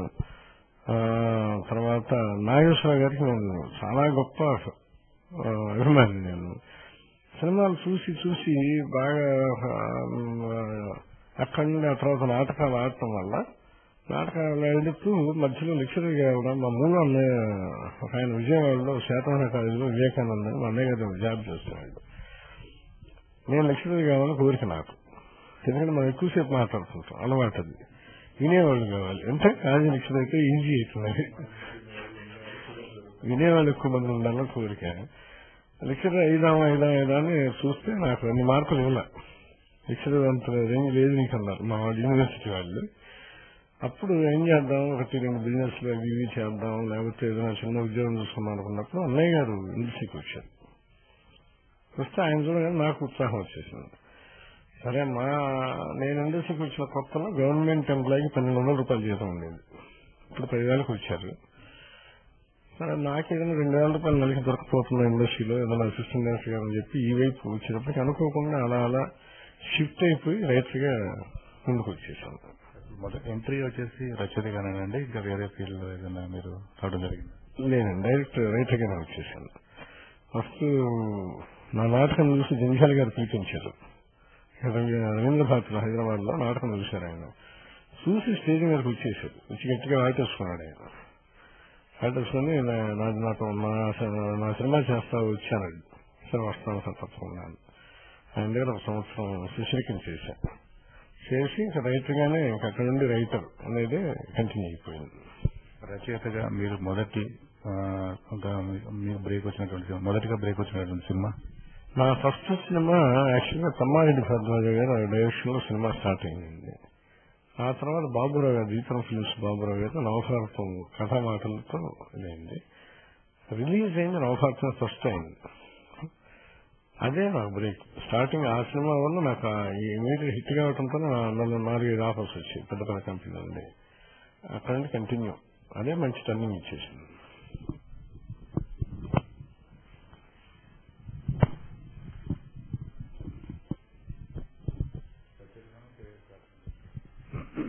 మొదటి బ్రేక్ నవభారతం చెప్పేసారు, అది 2-3 చెప్పేసారు.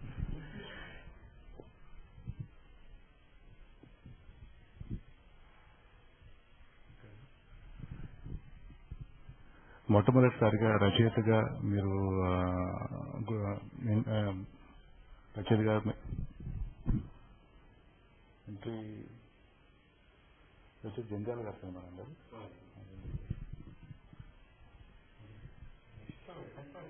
అదే సార్.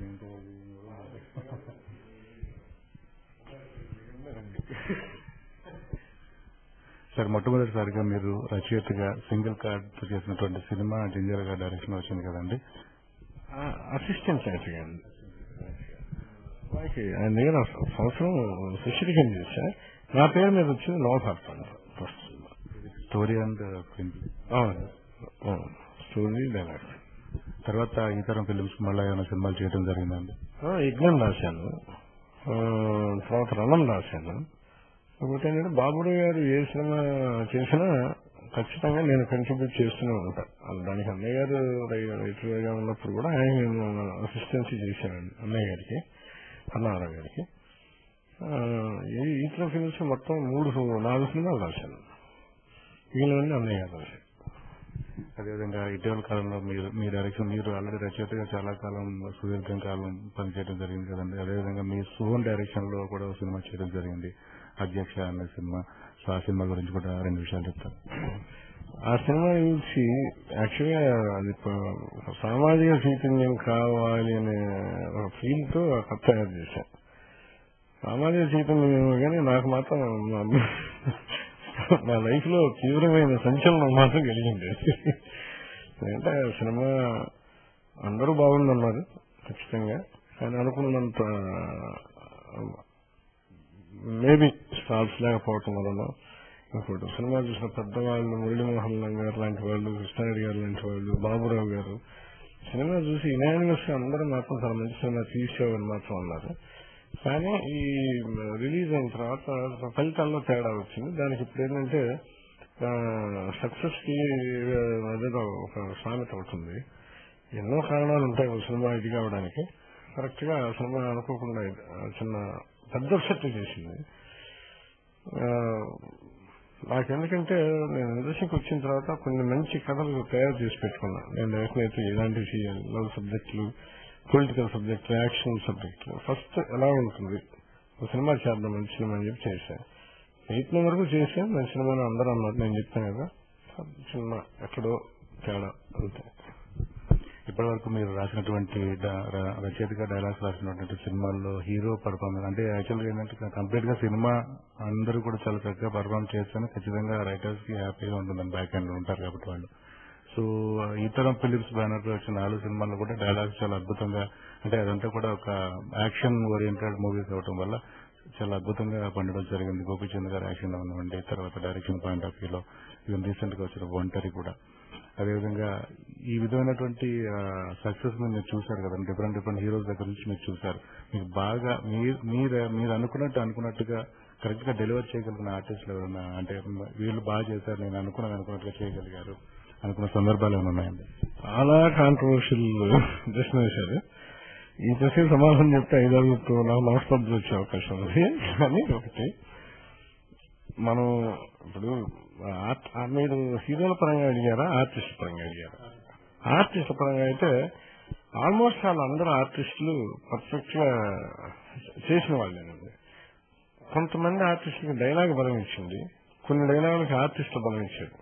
ఇప్పుడు నేను చాలా మంది ఆర్టిస్టులు చూసా. ప్రతి ఎవరు హేమాహేమీలు ఉన్నారండి మనకి. నాకు చూసి కోట శ్రీనివాసరావు గారు, బ్రహ్మానందము, బాబు మోహన్, తర్వాత భరణి గారు, అసలు పేరున అందులో ఈ మధ్య రఘుబాబు పెర్ఫార్మెన్స్ అందరూ చూస్తున్నారు.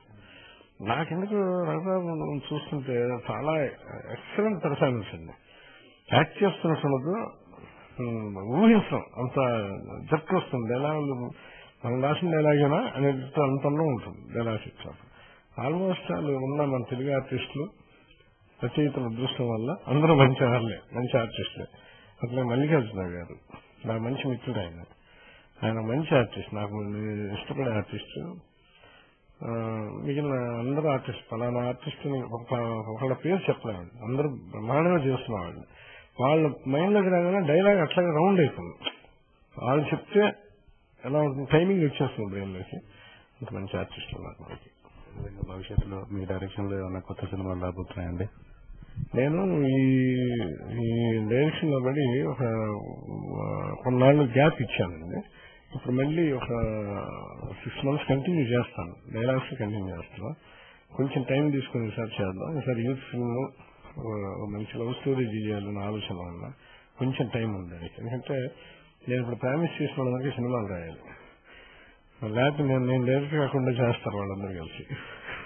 అదేవిధంగా రైతు నవభారతం దగ్గర నుంచి ఈ రోజు కథానాయకుడి వరకు కూడా ఇండస్ట్రీలో ఫిలిం మేకింగ్ లో చాలా మార్పులు వచ్చాయండి. ఆ రోజు నవభారతం సినిమా ఇతర ఫిలిమ్స్ బ్యానర్లో బ్రహ్మాండమైన సంచలన విజయం అది.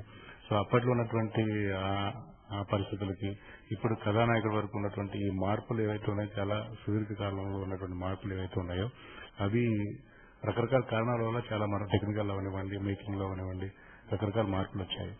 సో ఈ డైలాగ్స్ పాయింట్ ఆఫ్ వ్యూలో కూడా చాలా మార్పులు వచ్చాయి. అది కొంచెం వివరంగా ఎక్స్ప్లెయిన్ చేస్తారు సార్? ఎందుకంటే అప్పటికిప్పటికి నేను ఇండస్ట్రీకి వచ్చినప్పటికీ ఇప్పటికీ నిజంగా taking side technical side, taking side, dialogue side, అన్ని సైడ్లో మార్పు వచ్చేసింది ప్రతి చోట. ఈ మార్పు అనేది కొంతమంది ఈ మార్పుని అద్భుతంగా ఎక్స్ప్లాయిట్ చేయగలుగుతున్నారు. కొంతమంది డైరెక్టర్స్ కానీ, హీరోలు కానీ కొంతమంది చేయగలుగుతున్నారు. కొంతమంది అంతా కొంచెం అతిగా వెళ్లి పైజులు కొడుతున్నారు. అప్పుడు ఎందుకంటే తర్వాత డైలాగ్ పరంగా అంటారా, జనం అనేది మొదటి నుండి పబ్లిక్ ఇప్పుడు న్యాచురల్ డైలాగ్ బాగా అలవాటు పెడుతున్నారు. ఇది మంచి పరిణామమే నాకు తెలిసి. అందరూ అదే ఒక స్టైల్ ని ఫాలో అవుతూనే ఉన్నారు. వాళ్ళు క్యాజువల్ గా మాట్లాడుకున్నట్టు. ఇప్పుడు మనం రాను ఇంగ్లీష్ పిక్చర్ స్టైల్లోకి వెళ్ళిపోతున్నాం సినిమా. ఆఫ్టర్ ఒక 20 years కూడా అంత కూడా టైం ఉండదేమో. ఒక 15 years లో టోటల్ గా ఇంగ్లీష్ ఫిల్మ్ చూస్తున్నట్టు మన సినిమాలు రాబోతున్నాయి. ఇంకా మార్పులు చోటు చేసుకునే అవకాశం ఏమైనా ఉండొచ్చు అంటారు డైలాగ్స్ లో? ఖచ్చితంగా చాలా మార్పులు. డైలాగ్ బాగా తగ్గిపోతుంది. ఎక్స్ప్రెషన్ కి వీటికి ఇది వచ్చేస్తుంది. 4 లైన్లు డైలాగ్ అట్ట కట్ చేస్తారు ఇమీడియట్ గా. అట్లా ఉండదు. 15 ఏళ్ల తర్వాత పూర్తిగా ఇంకా డైలాగ్ లో మార్పు వస్తుంది. మనం ఇప్పుడు ఇంగ్లీష్ ఫిల్మ్స్ చూస్తున్నట్టే ఉంటుంది. ఇంగ్లీష్ ఫిల్మ్స్ లో కూడా డైలాగ్ ఉంటాయి. అది కాదు, ఆ స్టైల్లో చూస్తున్నామండి మనం మెల్లగా.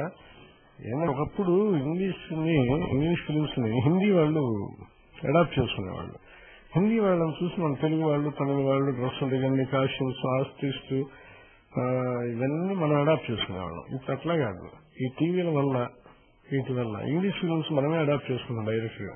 బాంబే వాళ్ళ ప్రమేయం లేకుండా. తగ్గిపోతుంది కదండి. అవును, చాలా చాలా నేచురల్ డైలాగ్ ఇంకా అలవాటు పడిపోతుంది జనం తొందరలో 15 ఏళ్ళలో. ఒక డైలాగ్ అంటే మీరు ఆ టైంలో మీరు రాసినటువంటి ఆ డైలాగ్స్ లో ఏదో పర్టికులర్ ఒక డైలాగ్ సేమ్ డైలాగ్ ఇప్పటి వరకు కూడా అంటే ఏదో సందర్భంలో వాడటం జరుగుతుంటుంది ఇప్పటి వరకు కూడా. సో ఆ వేరియేషన్ ఏమైనా కొంచెం చెప్పగలుగుతారా అండి? అవును, ఒక విషయం ఏంటండి, ఒకడు బాబు ఇట్లా అని ఒకప్పుడు రాస్తే అంటే అప్పుడు మహానుభావులు సార్. యాక్చువల్గా నేను చెప్పాలంటే నేను అప్పుడప్పుడు నాకు నేను క్వశ్చన్ వేసుకున్నాను, నేను రైతున్నా, మంచి రైతున్నా కాదా, పర్వాలేదా ఎప్పుడు చేస్తాను చూస్తాండి ఇది. ఎందుకంటే మొన్న సముద్రాల పింగళి గారు రాసిన సినిమాలు చూస్తుంటే ఎంత గొప్ప డైలాగు మామూలుగా ఉంటలేదు. ప్రతి చోట నేచురల్ డైలాగులో ఎంతో గొప్పతనం క్రియేట్ చేసి మహానుభావులు అంత అందమైన డైలాగులు కంపారిటివ్ గా చూస్తుంటే వాళ్ళు రాసిన దానిలో నేనేం రాశానని ప్రశ్న వేసుకుంటాను. అలాంటి రాయాలి అనే ఇది కలుగుతుంది. ఎందుకంటే ప్రతి చోట ప్రతి మాట, అక్కడికి పాటలు కూడా మాటల్లాగా రాశారు వాళ్ళు.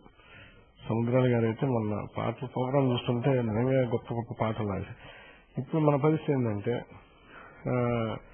ఒక టైంలో ఈ రెవల్యూషనరీ ఫిల్మ్స్ కి ఒక పేజీ డైలాగులు అనేవి అవసరం, తప్పదు.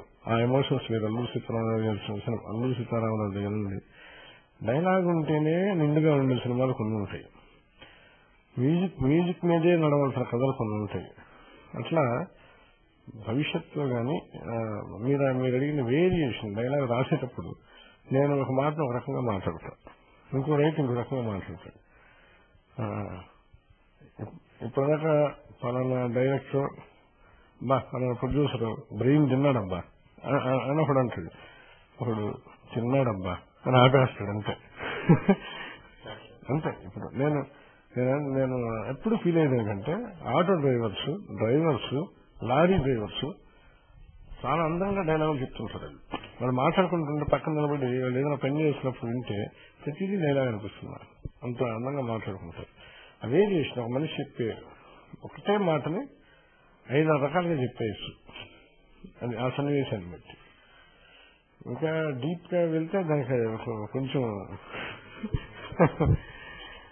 సరే. అటు పాత ఇటు కొత్త తరంలో మిమ్మల్ని ఇన్స్పైర్ చేసిన రచయితలు ఎవరైనా ఉన్నారండి? అంటే ఇన్స్పైర్ చేసిన రైటర్స్ అంటే మన ఓల్డ్ ఫిలిమ్స్ లో అసలు ఏ సినిమా కావాల్సిన దాన్ని గొప్ప గొప్ప రైటర్స్ ఉన్నారు. నేను ముళ్ళపూడి వెంకటరమణ గారి అభిమాని అండి రైటర్స్. అక్కినేని నాగేశ్వరరావు గారేమో అభిమాన నటుడు, తర్వాత జేసుదాస్ గారేమో అభిమాన గాయకుడు, రచయితల్లో ముళ్ళపూడి వెంకటరమణ గారు అంటే చిన్నప్పటి నుండి భలే ఇష్టం అన్నారు. ఫస్ట్ మా అన్నయ్య గారు ఇంటికి తీసుకొచ్చిన పుస్తకం హర్నాథరావు గారు బుడుగు. చిన్నపిల్లవాడిగా ఉన్నప్పుడు ఒక 7 ఏళ్ల వయసులో అది చదివి వస్తున్నాం. ఆ బొమ్మలు గిమ్మలు అట్రాక్ట్ అయిపోయి అసలు ముళ్ళపూడి వెంకటరమణ గారి పుస్తకాలు అంటే చదివేసేవాడిని. ఆయన సినిమాలంటే ఫస్ట్ నేనే వెళ్ళిపోయేవాడిని. సరే ఇంకా ఆయన ఇన్స్పిరేషన్ ముళ్ళపూడి వెంకటరమణ గారు. తర్వాత మనం ఎట్లాగో పూజ్యమైన వాళ్ళు ఆ కాలంలో పరిస్థితులు అందరినీ చేతులు దండం పెట్టాల్సిన రైటర్స్.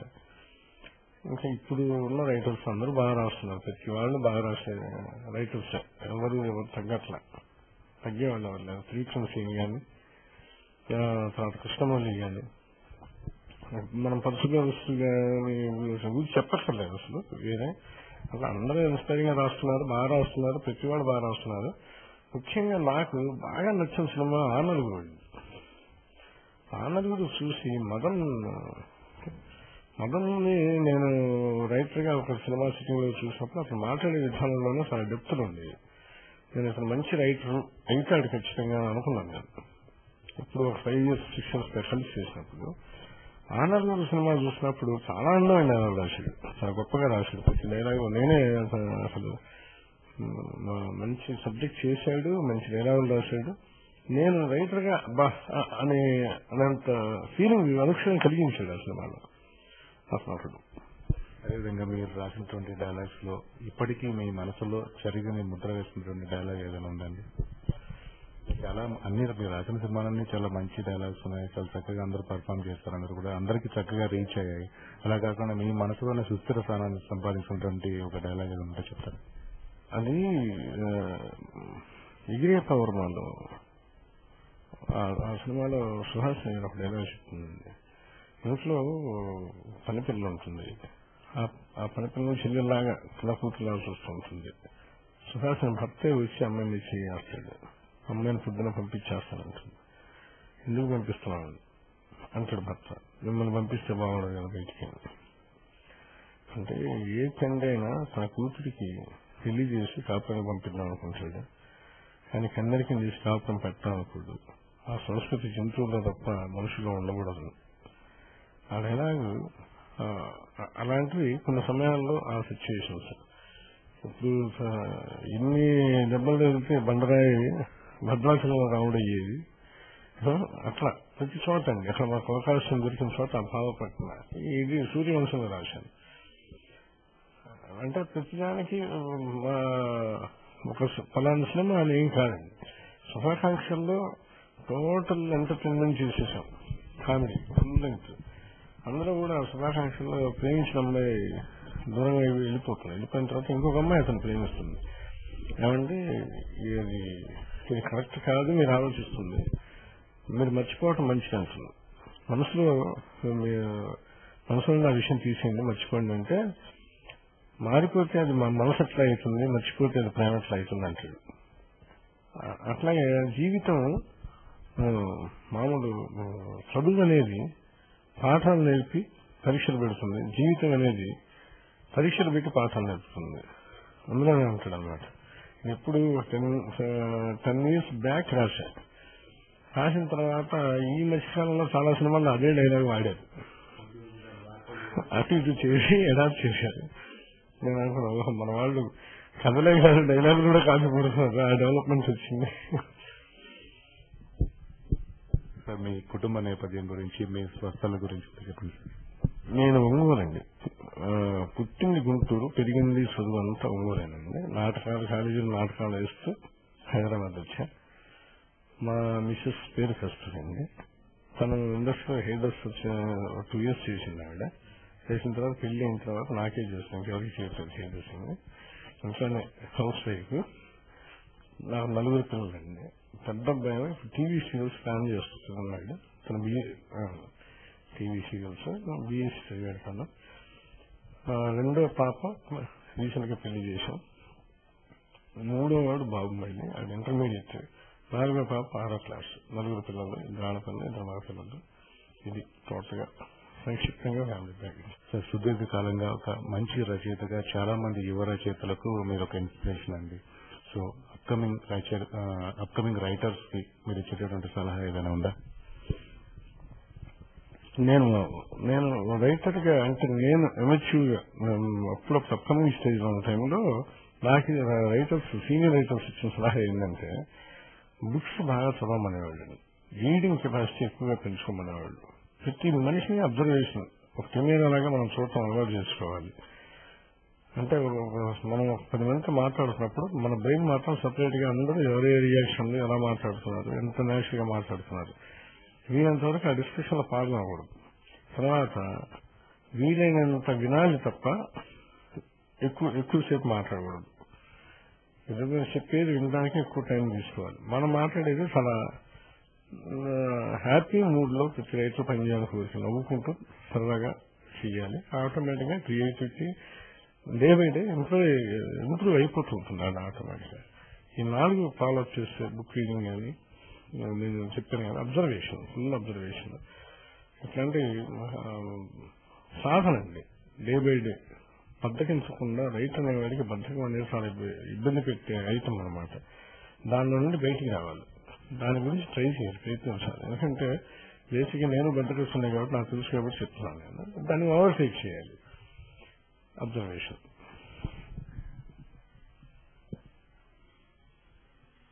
ఇప్పటి వరకు ఉన్నటువంటి మీ ప్రొఫెషనల్ కెరియర్ లో ఒక మర్చిపోలేని మధురమైన సంఘటన ఏదైనా మీ మనసులో ఉంటే మా ప్రేక్షకులతో షేర్ చేసుకుంటారు సార్? మధురమైన సంఘటన అంటే నాకు ఇండస్ట్రీకి వచ్చాక కొన్ని ఆ స్టార్టింగ్ లో రాఘవేంద్రరావు గారిని చూసినప్పుడు ఫస్ట్ ఆయన గారితో నేను చేశాను సినిమాలో. ఆయన చూసినప్పుడు అది ఆ ఐటమ్ అలాగే ఉంది. తర్వాత అట్లాగే నా నవహాసం సినిమా రిలీజ్ అయినప్పుడు థియేటర్ లో చూస్తున్నప్పుడు ఫస్ట్ ఫిలిం అది ఇంకా మర్చిపోలేని ఫస్ట్ టైం థియేటర్కి వెళ్ళి నేను రాసిన సినిమా చూడటం అనేది, ఆ పేరు చూసుకోవటం, ఆ పేరు కళ్ళమ్మ నీళ్ళు రావటం, ఇంకా ఇలాంటివే ఇప్పుడు ప్రతి వారికి మధురమైన సంఘటన. రైటర్ గా మాత్రం నాకు మధుర సంఘటన ఒకటిగా నా ఫస్ట్ ఫిలిం, తర్వాత రాఘవేంద్ర గారిని చూడటం. ఎందుకంటే ఆయన సినిమాలు తెగ చూసేసి వచ్చాం కదా యూనివర్సిటీకి. పర్సనల్ లైఫ్ లో నా పర్సనల్ లైఫ్ లో మర్చిపోలేనిది మరపురానిది పెళ్లి ఒకటే కదా. తమాష ఏంటంటే అసలు నా పేరు గోవిందరాజు, మా ఆయన పేరు కస్తూరి. ఈ 2 పేర్లకి చాలా అనుబంధం ఉంది. ఎందుకంటే వెంకటేశ్వర స్వామికి ఇష్టమైంది కస్తూరి తిలకం అంటారు కదా, వెంకటేశ్వర స్వామి గోవిందరాజు. ఈ మ్యాచింగ్ అనేది ఎలా జరిగింది అనేది ఇప్పటికీ ఆలోచిస్తుంటాను. ఎందుకంటే తనేమో హైదరాబాద్ లో పుట్టింది, నేను ఎక్కడో ఒంగోలులో పుట్టాను. నేను మా ఫ్యామిలీ ఏమో మొదటి నుండి వెంకటేశ్వర స్వామి ఇలవేలుకు మాకు. నేను మా ఇద్దరికి వేరే వేరే caste marriage, inter caste marriage. అసలు రాదు ఆ ప్రస్తావన, గుర్తు కూడా ఉండవు మాకు. అప్పుడప్పుడు కలుసుకుంటాను, తను ఎక్కడో నేను ఎక్కడో. వాళ్ళ క్యాస్ట్ లో ఆ పేరు పెట్టింది. మా ఎక్కువగా ఆసియాల ఇళ్లలో పెడతారు, వైష్ణవ సంబంధమైన ఆశయాల వారి ఇంట్లో పెట్టాల్సిన పేరు. వాళ్ళ నాన్న ముందరే గెస్ చేసి 25 ఏళ్ల తర్వాత ఏం జరుగుతుందో తెలుసుకొని పెట్టేశాడు ఆ పేరు. నాకే కాదుగా, ఎవరికైనా జీవితంలో పెళ్లి అనేది మర్చిపోలేని సంఘటన, మర్చిపోవాలని చూసినా మరపు రాదు. Thank you very much sir. మీ విలువైన సమయాన్ని మాకు కేటాయించి మా రేడియోఖుషి.com శ్రోతలందరితో కూడా మీ అమూల్యమైనటువంటి అభిప్రాయాలని, మీ మనసులో భావాలను పంచుకున్నందుకు మా రేడియోఖుషి.com శ్రోతలందరి తరఫున, మా రేడియోఖుషి.com టీం తరఫున మీకు థ్యాంక్స్ చెప్తున్నాను. అదేవిధంగా భవిష్యత్తులో కూడా మీరు ఇంకా మంచి మంచి సినిమాలు చేయాలి, ఇంకా మంచి పేరు తెచ్చుకోవాలని మా టీం అందరి తరఫున, మా శ్రోతలందరి తరఫున మీకు బెస్ట్ విషెస్ అండి.